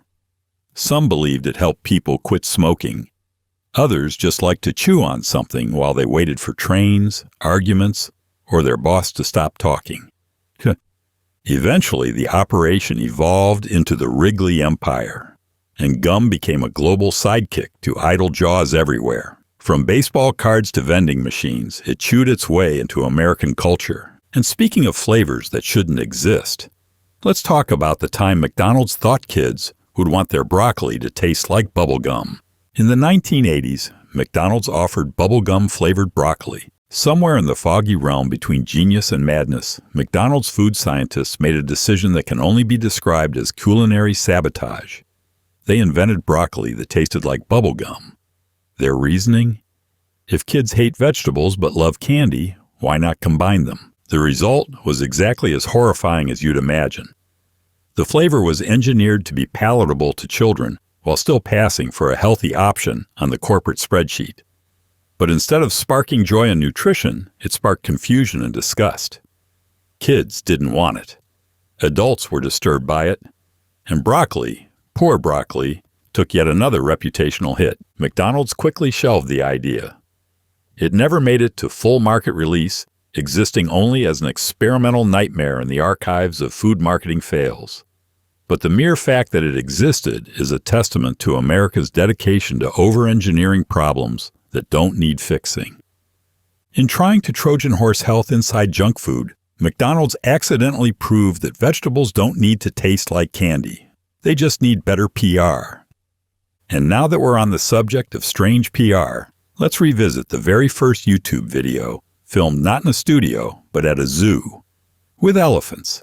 The very first YouTube video was filmed at a U.S. zoo. On April 23, 2005, a grainy 18-second video titled Me at the Zoo quietly launched a digital revolution. Uploaded by YouTube co-founder Jawed Karim, the clip features him standing in front of a group of elephants at the San Diego Zoo, explaining, with all the charisma of a sleep-deprived middle schooler, that the cool thing about these guys is that they have really, really, really long trunks. That's it. No jump cuts, no soundtrack, no emotional hook. Just a guy, some elephants, and a casual observation about anatomy.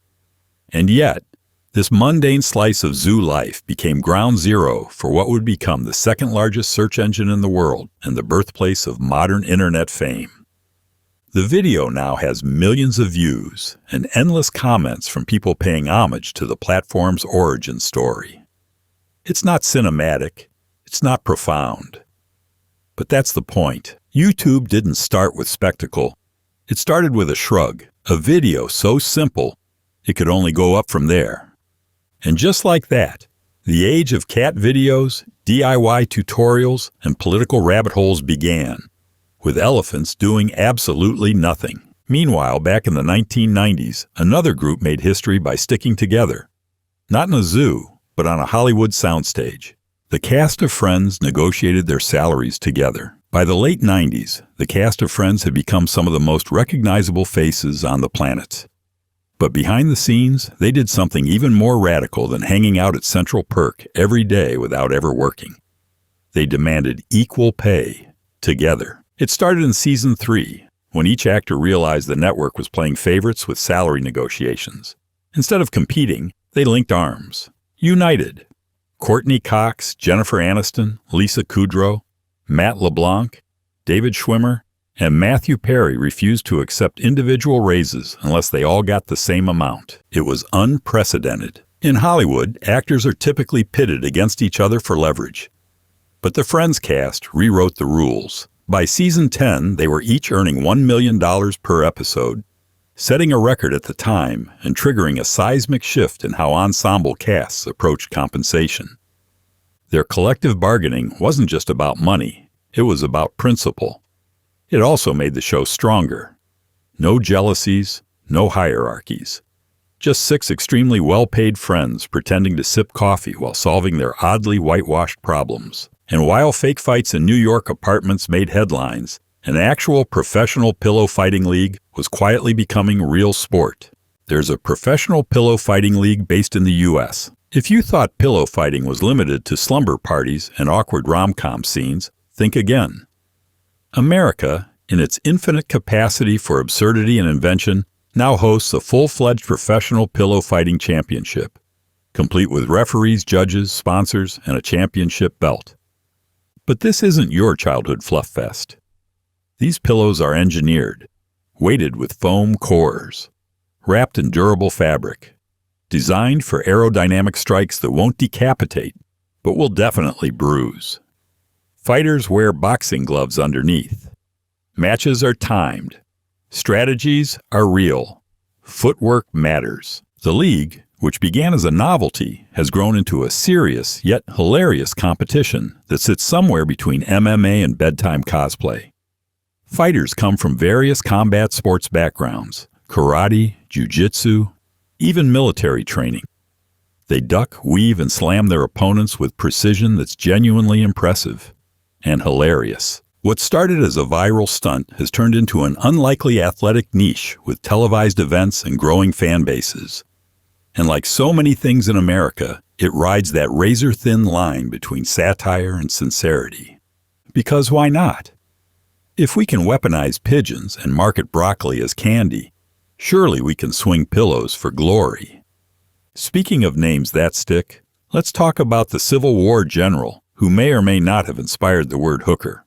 A man named General Hooker inspired the word hooker. General Joseph Hooker was a Union officer in the American Civil War, known for his boldness, his fondness for parties, and, unfortunately, losing the Battle of Chancellorsville in spectacular fashion. But perhaps his most enduring legacy has nothing to do with military strategy and everything to do with an accidental contribution to the English language, or so the legend goes. According to a popular myth, Hooker's camp during the war was so infamous for attracting women of the night that soldiers started calling them Hooker's girls, which then evolved into simply hookers. It's a tidy etymology, scandalous enough to stick. And like most tidy, scandalous stories, it's probably not true.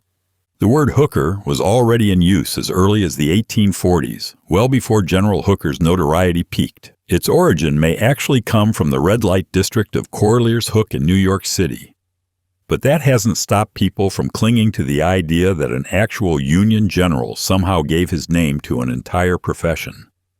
Whether it's fact or folklore, the association persists. General Hooker, remembered less for his battlefield blunders and more for an etymological rumor he probably didn't deserve. Meanwhile, in the glittering world of film noir and suspense, another legend found himself endlessly honored, just never with an Oscar. Alfred Hitchcock never won an Oscar. Alfred Hitchcock is synonymous with suspense, shadows, and shower scenes.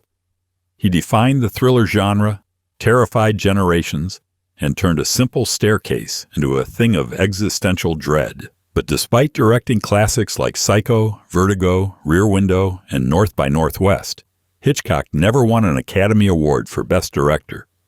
He was nominated 5 times. Each time, he walked away empty-handed. The Oscars, in all their Hollywood pomp, consistently snubbed the man who redefined their industry.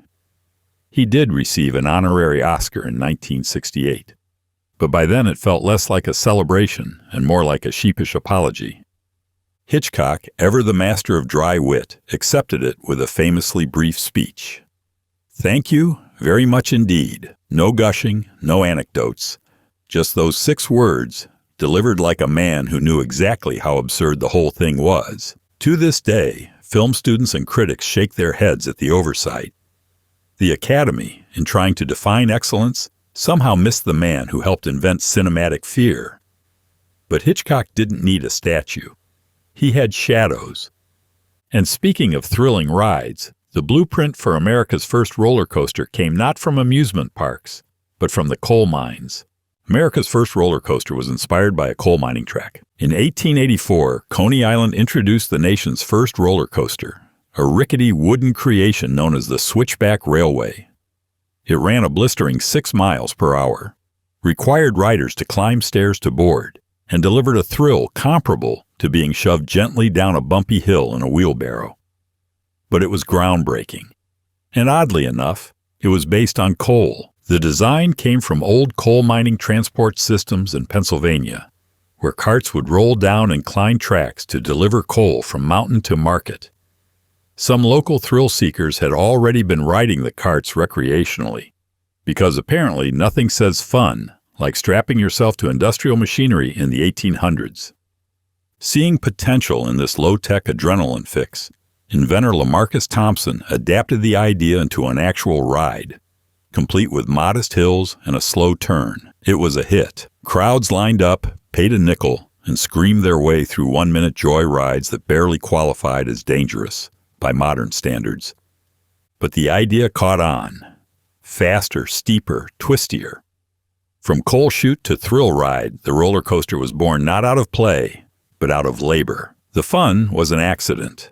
The terror, intentional. And speaking of nostalgia beating progress, guess what's outselling CDs in the digital age? Vinyl records have outsold CDs in the U.S. since 2020. Somewhere between digital convenience and algorithmic playlists, vinyl crept back from the dead. By 2020, it did more than just return. It overtook CDs in sales for the first time since the 1980s. The numbers weren't a fluke. America's preference for smooth, shiny discs finally bowed to the scratchy warmth of nostalgia pressed into wax. Vinyl's comeback wasn't just about sound. It was about ritual. The physicality of placing a record on the turntable. The crackle before the music starts. The album art, huge and tactile, not reduced to a 200-pixel square on a phone screen. Owning vinyl felt like owning music again, not just borrowing bits from the cloud. CDs, meanwhile, aged into obscurity. Too big to be as portable as MP3s, too sterile to stir emotion. Their cases cracked, their inserts got lost, and their once sleek promise faded into digital redundancy. Vinyl, imperfect and ancient, suddenly felt more human. In a world sprinting toward streaming, people chose to spin in circles. Slowly, audibly, rebelliously. And speaking of musical legends and the price of spectacle, let's talk about the moment a Pepsi ad turned into a literal blaze of tragedy for Michael Jackson's hair. Michael Jackson's hair once caught fire during a Pepsi commercial. In 1984, during the filming of a Pepsi commercial, Michael Jackson's head caught on fire. Literally, in front of a live audience. On take 6. It happened when a pyrotechnic cue went off early, setting his hair ablaze as he danced down a staircase in front of cheering fans. At first, no one noticed. Jackson, ever the performer, kept moving. Only when the flames licked high enough to make the horror visible did the crew rush in. By then, he had suffered 2nd and 3rd degree burns on his scalp. The incident marked a quiet turning point. Publicly, Jackson downplayed the injury. Privately, it launched a chain of chronic pain, surgeries, and a growing dependence on painkillers that some believe marked the beginning of his physical and emotional unraveling. Pepsi settled out of court and donated $1.5 million to a burn center in Jackson's name. But the damage was done, visible and invisible. One of the world's brightest stars literally ignited under the weight of corporate spectacle. Because in America, even your hair isn't safe when you're dancing for soda money. And while we're on the topic of strangely enduring words, you might be surprised to learn that dude has been around since 1883, and it meant something very different. The word dude appeared in American newspapers in 1883, long before it was a stoner greeting, a surfer call-out, or Jeff Bridges' entire personality in The Big Lebowski. Dude was a word used to insult overdressed men. Yes, fashion victims. In 1883, newspapers in New York used dude to describe young men who tried way too hard to look sophisticated. Think monocles, cravats, unnecessary canes, and the smug belief that dressing like an upper-crust British aristocrat made you better than everyone else. The term was less cool guy and more, look at this peacock in the human form. But like many insults, dude got absorbed and rebranded. Over the decades, it mellowed out, became affectionate, then ironic, then universal. By the 1960s and 70s, surfers and hippies were throwing it around as casually as hello. In the 90s, it peaked again, this time as a gender-neutral placeholder for friend, foe, and general human being. Now, dude is linguistic tofu, absorbing whatever flavor the speaker adds. But its roots? A savage newspaper roast of men who looked like they were trying to marry into money. And speaking of things that go on everything, let's visit the only museum in America dedicated entirely to one tangy yellow condiment, mustard. There's a U.S. museum dedicated entirely to mustard. If you've ever looked at a hot dog and thought, this needs a shrine, you're not alone. In Middleton, Wisconsin, a mustard mecca quietly thrives.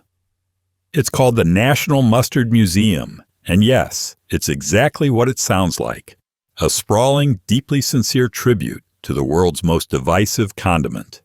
Founded by Barry Levinson, a former assistant attorney general turned mustard evangelist, the museum boasts over 6,000 mustard jars from more than 70 countries. Spicy, sweet, grainy, fluorescent yellow. If mustard exists, it's probably somewhere on those shelves. Dijon, honey, ghost pepper, wasabi infused. There's even a mustard-themed gift shop and a mustard piece theater. Why mustard? According to Levinson, the obsession began after a heartbreak and a late-night grocery store epiphany. He decided to dedicate his life to something that would never leave him. Mustard. What started as a personal collection turned into a cultural institution, the kind of place that seems like a joke until you see how seriously it's curated. It's charming. It's absurd. It's very American. Because why not turn your weirdest passion into a tax-deductible nonprofit? And speaking of myths that won't die, let's tackle one of America's favorite lies, that George Washington had wooden teeth. George Washington's teeth were made from hippo ivory. Let's get one thing straight. George Washington did not have wooden teeth. That's a myth, and a weirdly persistent one. In truth, his dentures were far more disturbing. They were made from a grim combination of materials: human teeth, some likely purchased from enslaved people, cow teeth, lead, and, most memorably, hippopotamus ivory. Yes, hippo. Because apparently the best substitute for molars in the 18th century was harvested from a semi-aquatic beast known for territorial rage and surprisingly fast land speed. The ivory was durable, easy to carve, and a dentist's best friend in the colonial age. Washington's dental issues were infamous. By his inauguration, he had only one natural tooth left. He suffered constant pain, a distorted jawline, and spoke with a kind of wooden stiffness. Not because of wood, but because of the 18th century nightmare prosthetics crammed into his mouth. The dentures were ill-fitting, stained easily, and required frequent maintenance, but they were also a status symbol. Only the wealthy could afford something as grotesquely elaborate as a hippo-tooth grill. So next time you picture the father of our country delivering the State of the Union, just imagine him doing it with a mouthful of jungle. And now for something completely bananas, literally. Let's talk about the man who patented a suitcase, just for one. Single, banana. In 1975, a man patented a banana suitcase. Some inventions change the world, others protect your fruit. In 1975, an American man name now lost to time's laughing echo, filed a patent for a device he called a banana suitcase. It was exactly what it sounds like, a hard plastic, banana-shaped container designed to protect a single banana from the cruel physics of transport. The logic was sound. Bananas are fragile. They bruise, mush, and turn brown with the emotional resilience of a Victorian poet. If you've ever tossed one in a backpack only to discover a fruit massacre later, you understand the appeal. This device promised salvation. The patent described a curved case with ventilation holes and a snap-shut clasp. Rigid, portable, purpose-built. It looked like something James Bond might carry if his mission involved potassium.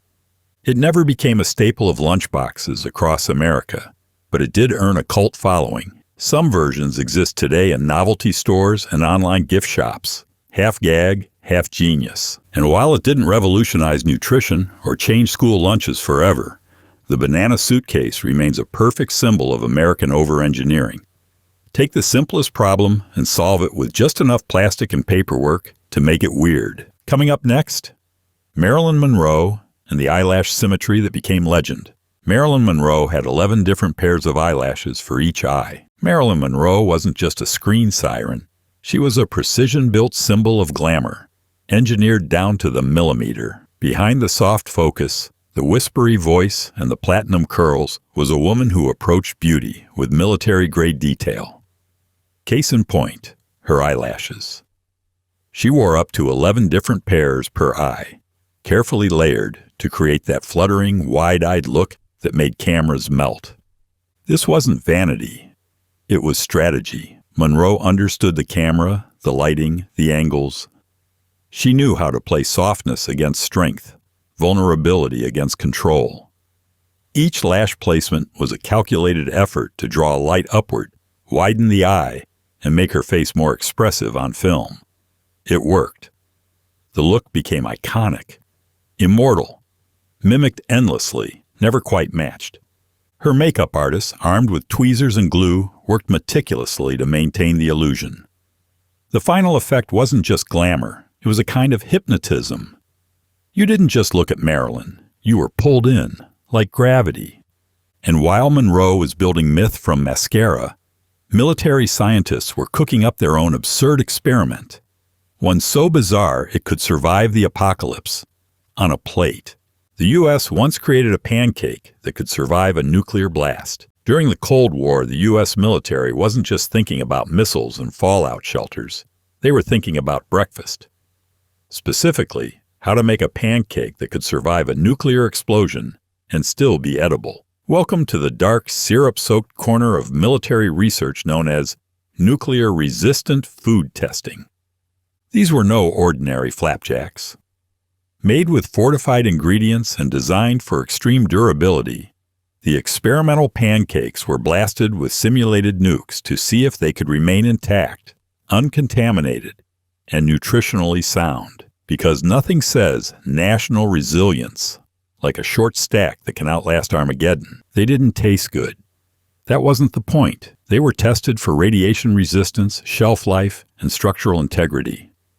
The idea was to ensure that even in the event of a total societal collapse, American troops could still enjoy a vaguely circular, chewable object that technically qualified as food. The tests were part of broader efforts to design survival kits for soldiers and civilians, kits filled with meals engineered more for endurance than taste. And if you thought nuclear pancakes were strange, just wait until you hear about the proposal to dig canals using actual atomic bombs. A U.S. lawmaker once proposed using nuclear bombs to dig canals. Somewhere between manifest destiny and weapons-grade insanity, a Cold War-era project called Operation Plowshare was born. An effort to use nuclear bombs as tools for large-scale engineering. The idea? Blow up the Earth just the right amount to build canals, mines, and highways, faster and cheaper than traditional methods. It wasn't a fringe idea.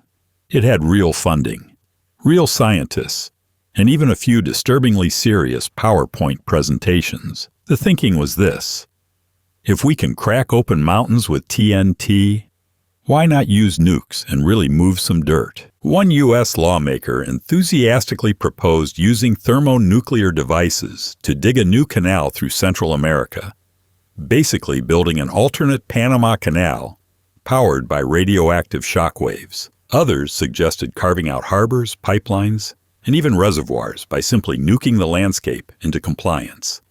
The environmental consequences, hand-waved. The fallout, downplayed. It wasn't until field tests proved that, yes, the resulting craters were radioactive wastelands that the idea lost its sparkle. Still, Operation Plowshare remained on the table for far longer than common sense should allow. Because when you've got too many bombs and not enough wars, infrastructure starts looking like a target.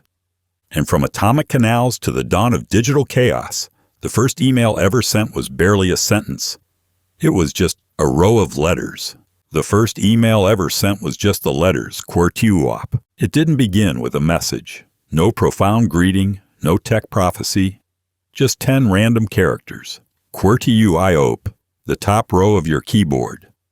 That was the content of the very first email, sent in 1971 by computer engineer Ray Tomlinson. He wasn't trying to change the world. He was just testing if it worked. At the time, the idea of sending a message from one computer to another, across a network, was a strange novelty. Tomlinson had been tinkering with ARPANET, the U.S. government's early internet prototype, and invented the now ubiquitous @ symbol to specify the recipient's machine. But when it came to what the first message should say, he just mashed keys. No manifesto. No hello world. Just a mechanical shrug. And yet, that clumsy row of characters quietly launched the digital communication revolution. Billions of emails now fly through cyberspace every hour, carrying everything from love letters to scams about royal inheritances. And it all began with the top row of the keyboard. A humble beginning, fitting for a future filled with spam. And speaking of relics that refuse to die, one still lingers, renting DVDs like it's 2005. Yes, there is still one blockbuster left. The last blockbuster is in Oregon. In Bend, Oregon, a blue and yellow time machine sits stubbornly in a parking lot, ignoring the march of streaming platforms and subscription fatigue. It's the last blockbuster on Earth, and yes, it still rents DVDs. As in, you walk in, browse plastic cases on shelves, and carry home a physical disc.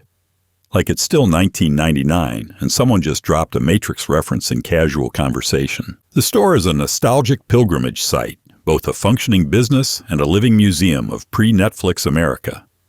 Old cardboard cutouts of Vin Diesel still loom in the corners. There's even a staff picks shelf, because someone out there still trusts Cheryl from the front counter more than an algorithm. How did it survive? Sheer luck, good management, and an ironic twist. Its failure to modernize kept it frozen in time, untouchable by the digital collapse that devoured its siblings. The irony? It's now thriving, relatively, because people are tired of screens. They want tactile, quirky, and retro. Blockbuster went from obsolete to charming, like a VHS tape in a sea of buffering HD. And speaking of charm and scoops, did you know the 44th President of the United States once served mint chocolate chip with a plastic smile? Barack Obama once worked at Baskin-Robbins, long before he was shaking hands with world leaders and delivering speeches in that slow, thoughtful cadence. Barack Obama was just another teenager in Honolulu, wearing a visor and scooping ice cream at Baskin-Robbins. It was his first job, and according to him, it made him hate ice cream, at least for a while. Imagine young Barack behind the counter, wrist-deep in rocky road, balancing waffle cones while pretending not to resent every sticky-fingered customer who asked for samples. He was 16, earning minimum wage, and already beginning to understand the value of patience and politeness, even when your entire forearm is freezing from scooping sorbet. In later interviews, Obama credited the job with teaching him responsibility, humility, and that not every gig is glamorous, but every one matters. It was also reportedly where he had one of his first kisses with Michelle. Romance. Thy name is Butter Pecan. It's a reminder that even future presidents start somewhere unglamorous. Sometimes behind a podium, sometimes behind a freezer door. And from sweet beginnings to hilariously named destinations, yes, there really is a town called Ding Dong, Texas. There's an American town named Ding Dong, Texas. Nestled in Bell County, Texas, a name that already rings with foreshadowing, is the unincorporated community of Ding Dong. Yes, Ding Dong. No, it's not a joke. This is a real place with real residents who carry real driver's licenses that say they live in a town named after the sound a doorbell makes or a Hostess snack cake, depending on your frame of reference. The name's origin. Back in the 1930s, two local store owners, Bert and Zulis Bell, hired an artist to paint a sign for their country store. The artist, leaning into surname humor, drew two bells labeled Ding and Dong. The town's name stuck like honey on cornbread. What started as a quirky marketing gag became an identity. Over the years, the name attracted its fair share of ridicule, confusion, and road trip selfies. But the residents leaned into it. There's pride in absurdity. The post office may not recognize it as a city proper, but try telling that to the mailbox labeled Ding Dong, Texas. Because America isn't just the land of the free, it's the land of hilariously named map dots. And sometimes those names end up on postage, even when the thing they depict doesn't exist. The U.S. once issued a stamp featuring a plant that doesn't exist. In 1992, the United States Postal Service released a series of stamps showcasing American flora. Among the flowers was one that looked gorgeously detailed, botanically correct, and utterly non-existent. It was a made-up plant. Fiction. A figment of one artist's imagination that somehow sailed through the bureaucratic approval process and straight into the nation's mailboxes. The plant looked plausible.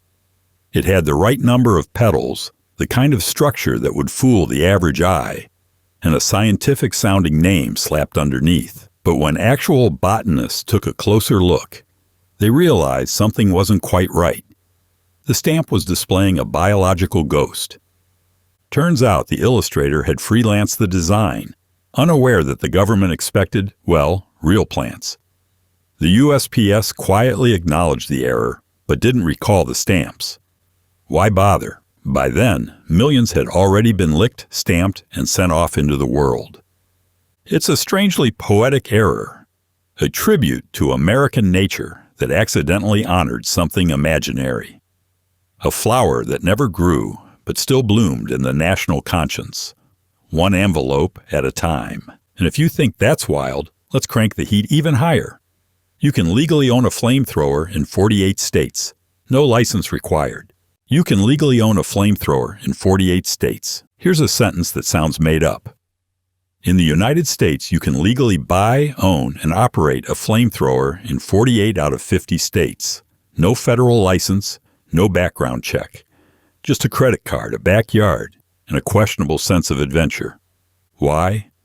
Because flamethrowers, astonishingly, aren't classified as firearms by the Bureau of Alcohol, Tobacco, Firearms, and Explosives.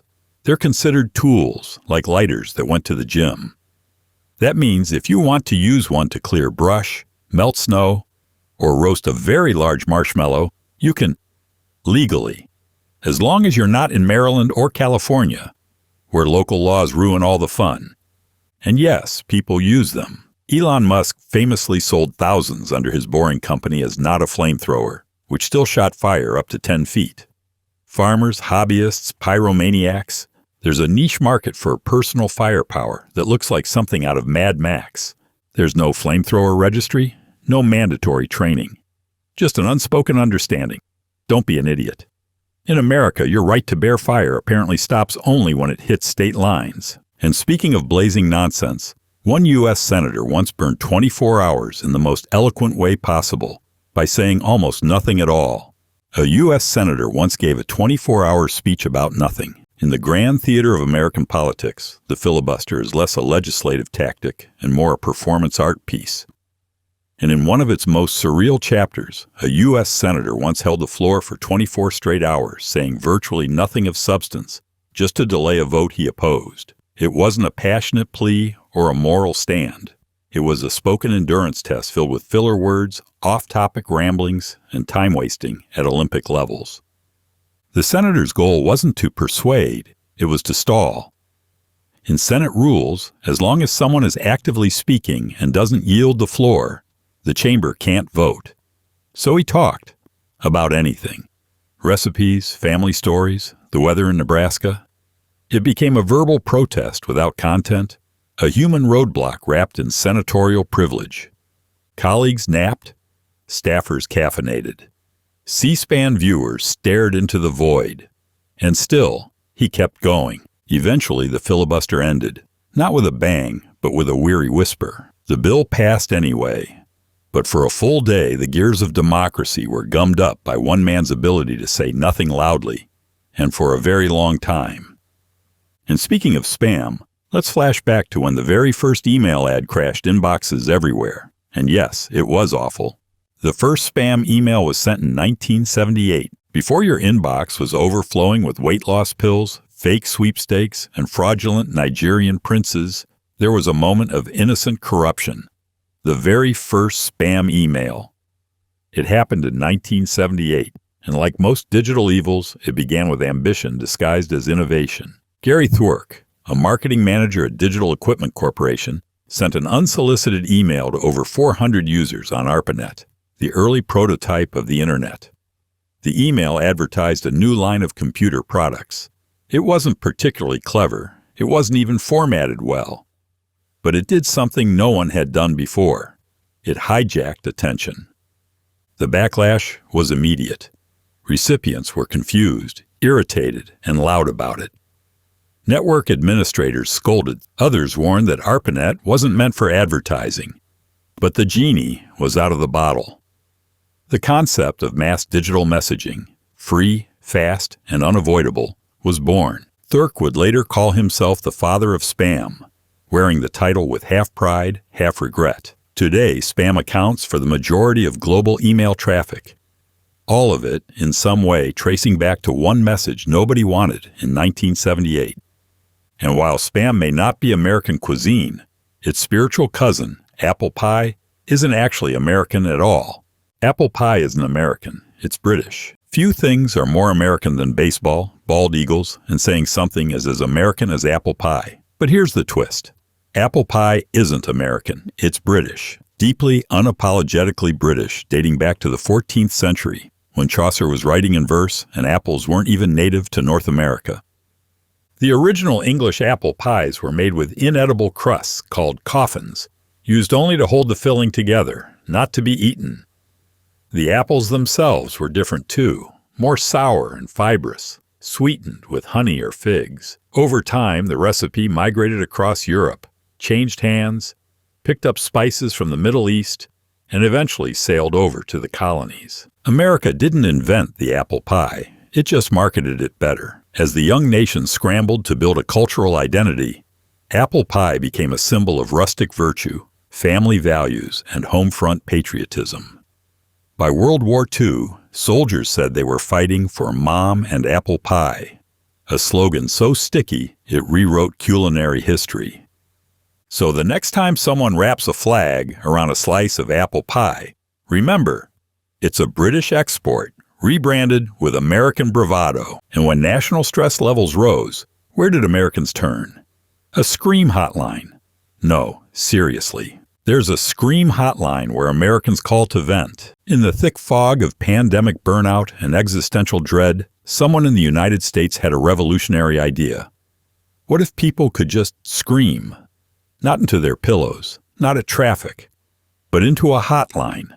A dedicated number where callers could vent their frustration, despair, or raw, unfiltered rage into the void. The concept was simple. Dial in, scream as loud or as long as you like, and hang up. No judgment.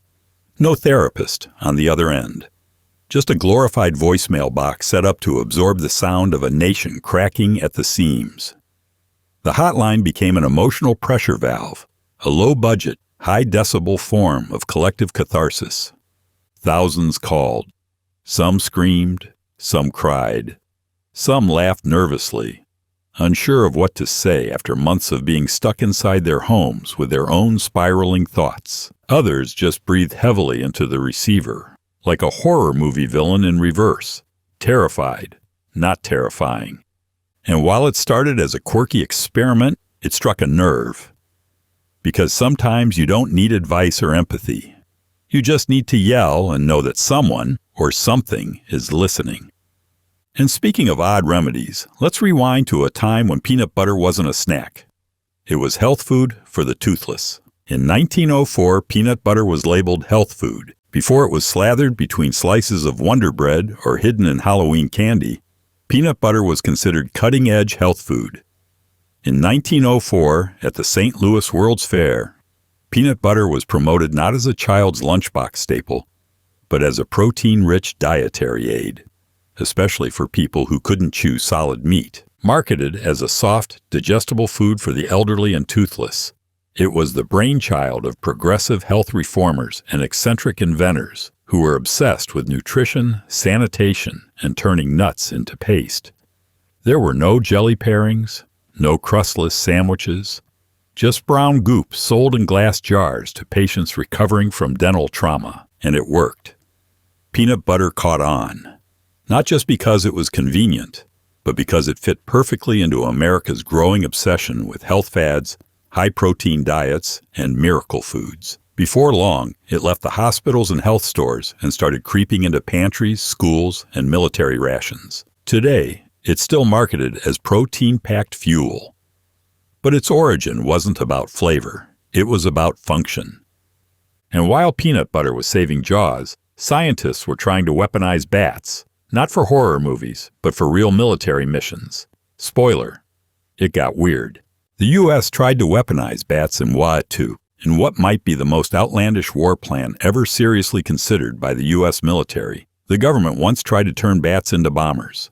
The project, officially known as Project X-Ray, proposed strapping tiny incendiary devices to Mexican free-tailed bats, releasing them over Japanese cities and letting them roost inside buildings before blowing everything up.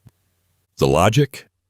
Bats are nocturnal, can carry small payloads, and instinctively seek out dark, enclosed spaces like attics and barns.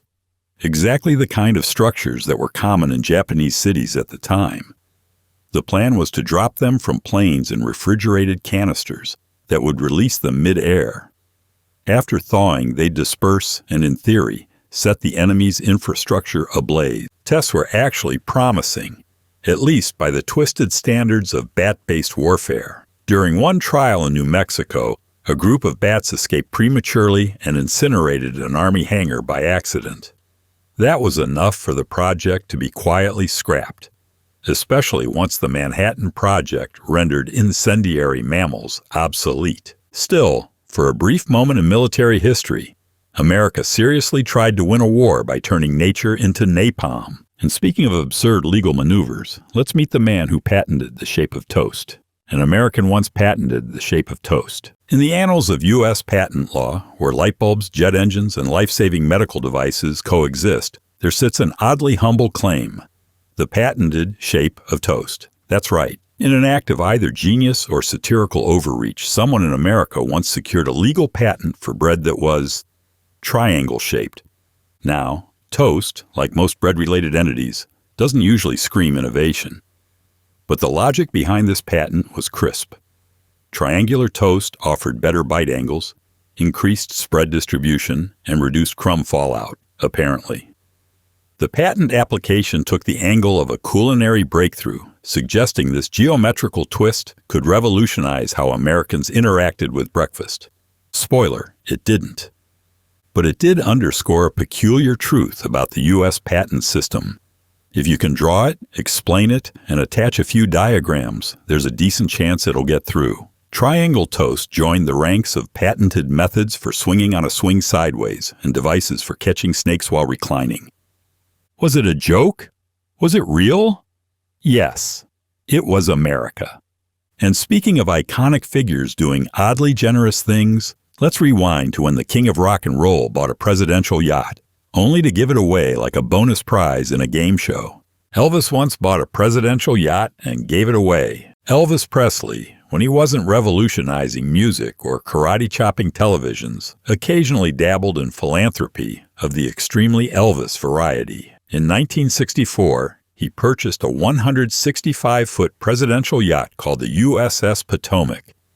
once used by Franklin D. Roosevelt as his floating White House. And what did the king do with it? He gave it away. Just gave it.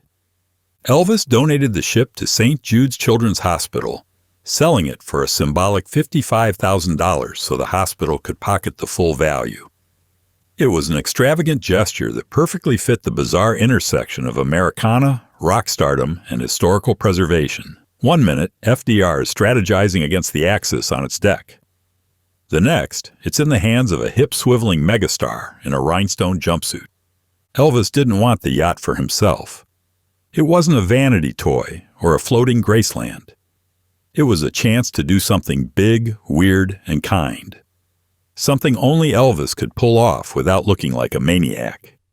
Because when you've conquered the world with your hips, the only thing left is to start donating presidential relics. And while yachts drift across oceans, the first GPS signal was so weak a pigeon could have jammed it. And yet, it worked. The first GPS signal was so weak, pigeons could have jammed it. Today, GPS guides everything from pizza deliveries to drone strikes. It's precise, fast, and borderline magical. But when it first emerged, GPS was shockingly fragile. The signal was so weak, engineers joked that a well-positioned pigeon could block it. And they weren't entirely wrong. The earliest satellites beamed down signals at less than the power of a refrigerator light bulb. That signal had to travel over 12,000 miles to reach Earth, where it passed through atmospheric noise, urban interference, and military skepticism. It was a miracle the system worked at all. And yet, it did. Slowly at first. The first receivers were the size of suitcases and just as heavy. Accuracy was hit or miss, sometimes literally, but it laid the groundwork for the global positioning empire we now take for granted. No more asking for directions, no more refolding maps. Just a blue dot on a screen guiding us to the nearest Taco Bell. Today's GPS is sharper than ever, but its beginnings were laughably delicate. A single cloud or bird or hiccup in the airwaves could send it spiraling. Still, that didn't stop it from being used in one of the strangest delivery stunts of all time. A pizza sent to space. A U.S. pizza chain delivered to the International Space Station. In the year 2001, humanity reached a new frontier.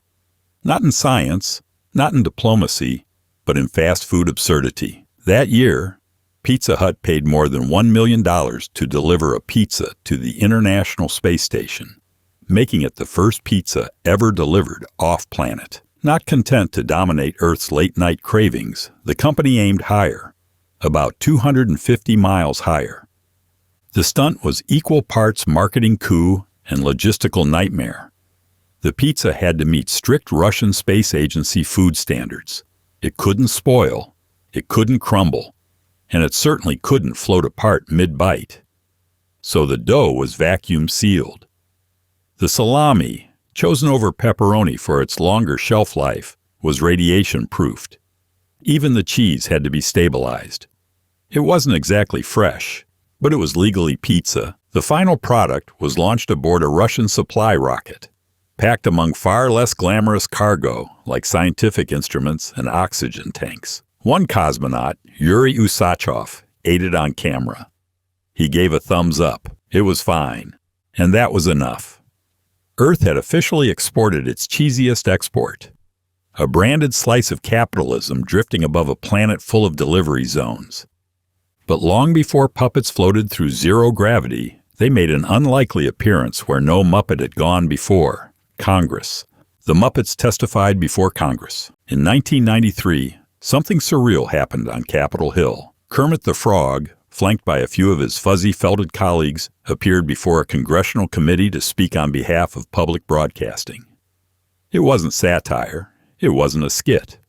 It was an actual honest-to-goodness testimony, complete with suit-wearing politicians nodding solemnly at a puppet frog discussing the importance of PBS. The moment walked a tightrope between absurdity and sincerity. Behind the felt was puppeteer Kevin Clash, voicing Elmo and other performers speaking through beloved characters. But the message wasn't playtime. It was political. With funding for the Corporation for Public Broadcasting under threat, the Muppets came to defend the very system that brought them to life. Their presence had a unique effect. Lawmakers who might have dismissed a human lobbyist paused when faced with their childhood icons. The emotional punch was real. These weren't just puppets. They were cultural ambassadors, defenders of early education, storytelling, and non-commercial creativity. And it worked. The press ran with it, the public rallied. Funding was saved, at least for a while. Because sometimes all it takes to sway Washington is a frog in a tiny suit. And while Thomas Jefferson never met Kermit, he did invent something even more Italian, a macaroni machine.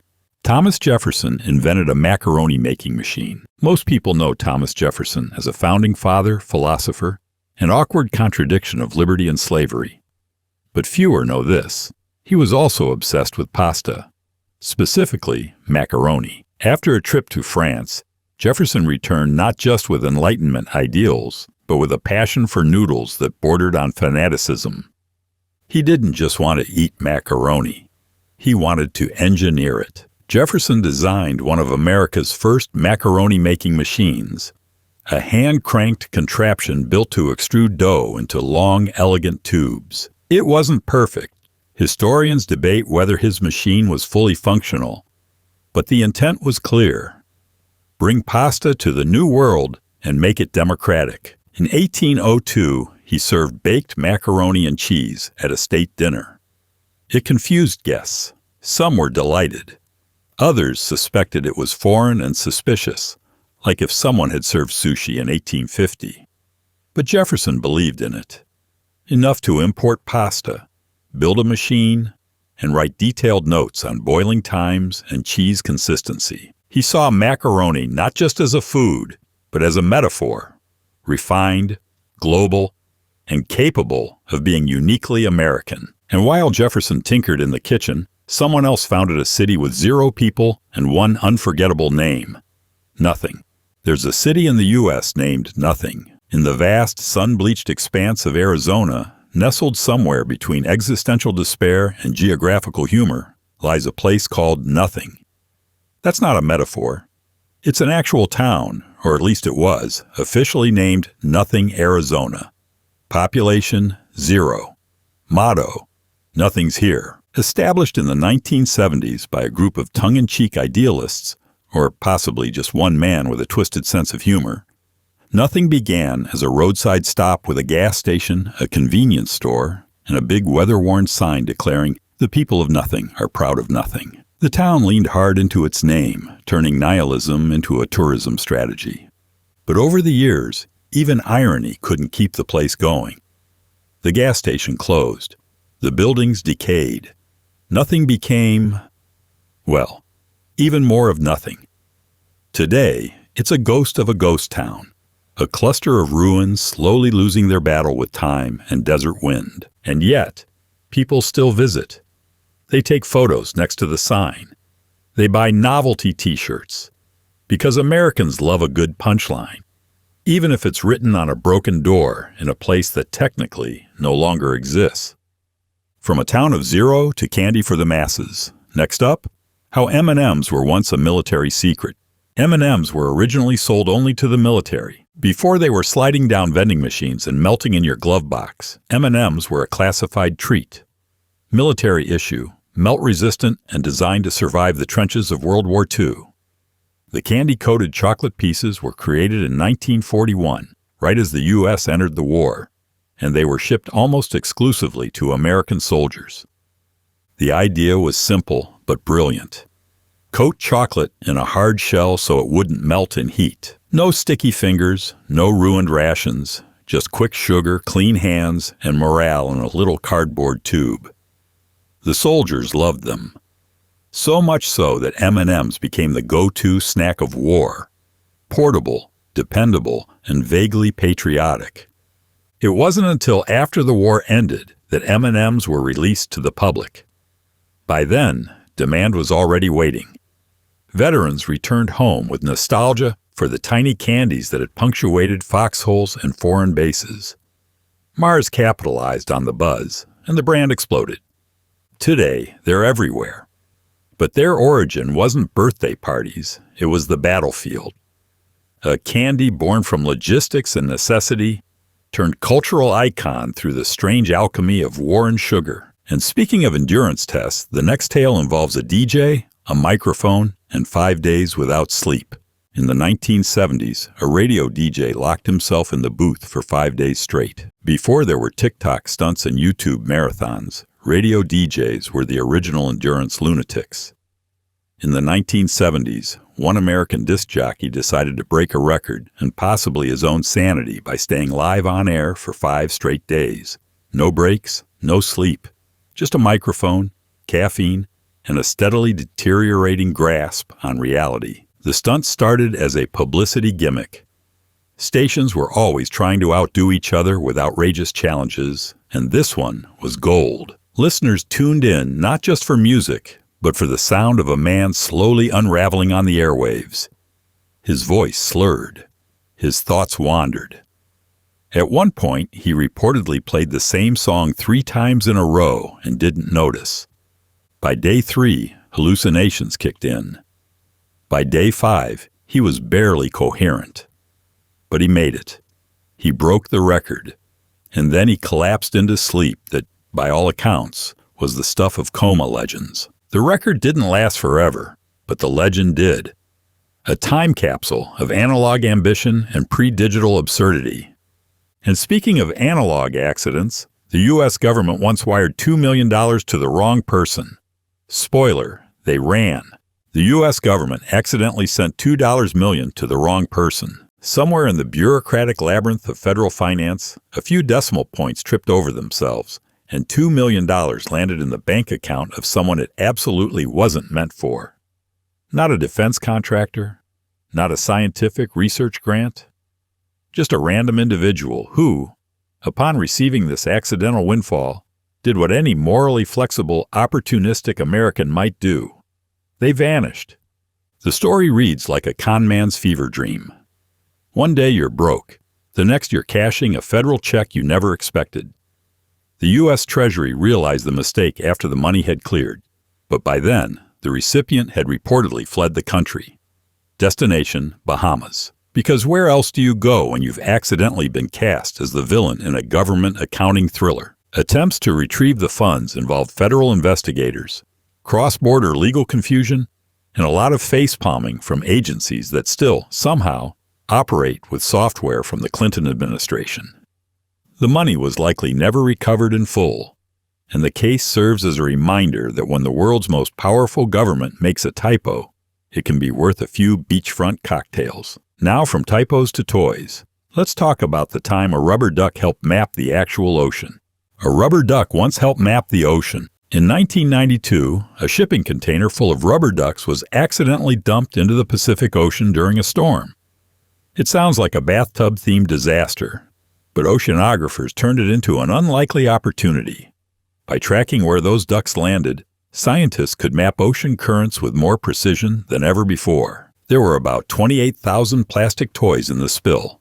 Ducks, frogs, beavers, all part of a shipment heading from Hong Kong to the United States. When the container burst open, the toys scattered across the sea like confetti. Most products would have sunk or degraded, but these ducks, durable, buoyant, and incredibly conspicuous. Over the years, the ducks began washing ashore, on beaches in Alaska, Hawaii, South America, even the Arctic. Scientists tracked their movements and used the data to better understand surface currents, gyres, and even the flow of trash in marine systems. They dubbed them the friendly floaties, and they became both a scientific tool and an environmental symbol. Some were found over a decade later, bleached and battered, but still afloat. Which brings us from rubber ducks to a far darker science experiment, one that involved LSD, mind control, and the CIA. The CIA gave LSD to unsuspecting citizens. During the Cold War, paranoia wasn't just a foreign policy, it was a research agenda. Enter Project MK Ultra, the CIA's covert, unhinged experiment in mind control. Between the 1950s and 1970s, the agency dosed unsuspecting U.S. citizens with LSD, without their knowledge or consent, In a desperate, unhinged attempt to figure out if drugs could unlock psychic control or shatter the human mind, some test subjects were recruited knowingly. Many were not. Clients at brothels secretly run by the CIA, patients in mental hospitals, even soldiers, all turned into human guinea pigs. They were drugged, monitored, and often discarded without so much as an explanation. The logic was that if the Soviets were researching it, America had to beat them to the punch, even if the punch involved horrifying ethical violations and psychotic breaks. Documents were shredded, lives were ruined. A few participants died, officially by accident. Public knowledge of the program didn't come until the 1970s, when congressional hearings blew the lid off a decades-long campaign of domestic experimentation. MK Ultra wasn't just science fiction. It was science betrayal. Government-sponsored gaslighting at the molecular level. And it all started with a flicker on a screen. The first U.S. TV commercial was only 10 seconds long, but it changed everything. The first American TV commercial lasted just 10 seconds. In the glittering dawn of the television era, before Super Bowl ads cost millions and before commercial breaks were longer than some relationships, the very first U.S. television commercial aired on July 1st, 1941. It was a blink-and-you'll-miss-it 10-second spot for Bulova watches, costing just $9. A timepiece advertisement that marked the beginning of time wasting in earnest. The ad was simple. A graphic of a clock face. A voiceover. America runs on Bulova time. That was it. No celebrities, no jingles, no special effects. It didn't need them. It was the first, and in that moment, it was revolutionary. The TV was still a novelty, but advertising had found its new altar. What it started was nothing short of a cultural avalanche. That 10-second blip cracked open a new revenue model, changing not just how people shopped, but how they felt about what they were buying. Products weren't just useful, they were patriotic, sexy, aspirational. And it all started with a ticking watch on a flickering screen. Since then, the ad game has evolved into a monster of its own. But if you trace it back, you'll find the spark in that 10-second pulse. Now shift your gaze from screens to gasoline, where in one American state, you legally can't pump your own. There's a law in New Jersey that says you can't pump your own gas. If you ever find yourself in New Jersey, pulling into a gas station with that instinctive grab for the pump, you might be met with a very firm, "Don't touch that." Because in the Garden State, it is illegal, yes, illegal, for drivers to pump their own gas. Only licensed attendants can do the deed, no matter how impatient, capable, or late you are. The law dates back to 1949, when concerns about fire hazards and safety training were cited as justification. Over the decades, it morphed into a quirky badge of state pride. While the rest of America embraced self-service, New Jersey doubled down. No fumes on your hands, no dealing with faulty card readers, no slush of gasoline under your shoes. Just sit there, engine off, window cracked, and wait. It's not just tradition, it's enforced. Violating the law can come with fines, and most gas stations don't even have functioning self-service options. It's like stepping into a parallel universe where the year is still 1958. And New Jersey isn't entirely alone. Oregon has similar restrictions in rural areas. But Jersey owns it like a birthright. And speaking of American birthrights, did you know that Chuck E. Cheese was invented by the same guy who created Atari? Chuck E. Cheese was invented by the guy who created Atari. Somewhere between childhood birthday chaos and animatronic horror lives a single unsettling fact. Chuck E. Cheese, America's pizza-slinging rodent overlord, was invented by Nolan Bushnell, the same man who gave us Atari, and effectively birthed the video game industry. Let that sink in. The father of Pong also unleashed a chain restaurant filled with ball pits, ticket spitters, and robotic musicians who teeter between nostalgia and nightmare fuel. Why? Because Bushnell wanted to create a space where kids could play video games while eating pizza, a brilliant move that merged food, fun, and financial bleed into one fluorescent empire. The original concept was closer to an arcade than a restaurant. The pizza? Functional. The real draw was the games. Bushnell's vision was part theme park, part casino, part fever dream. Animatronics were added to keep kids entertained while they waited their turn.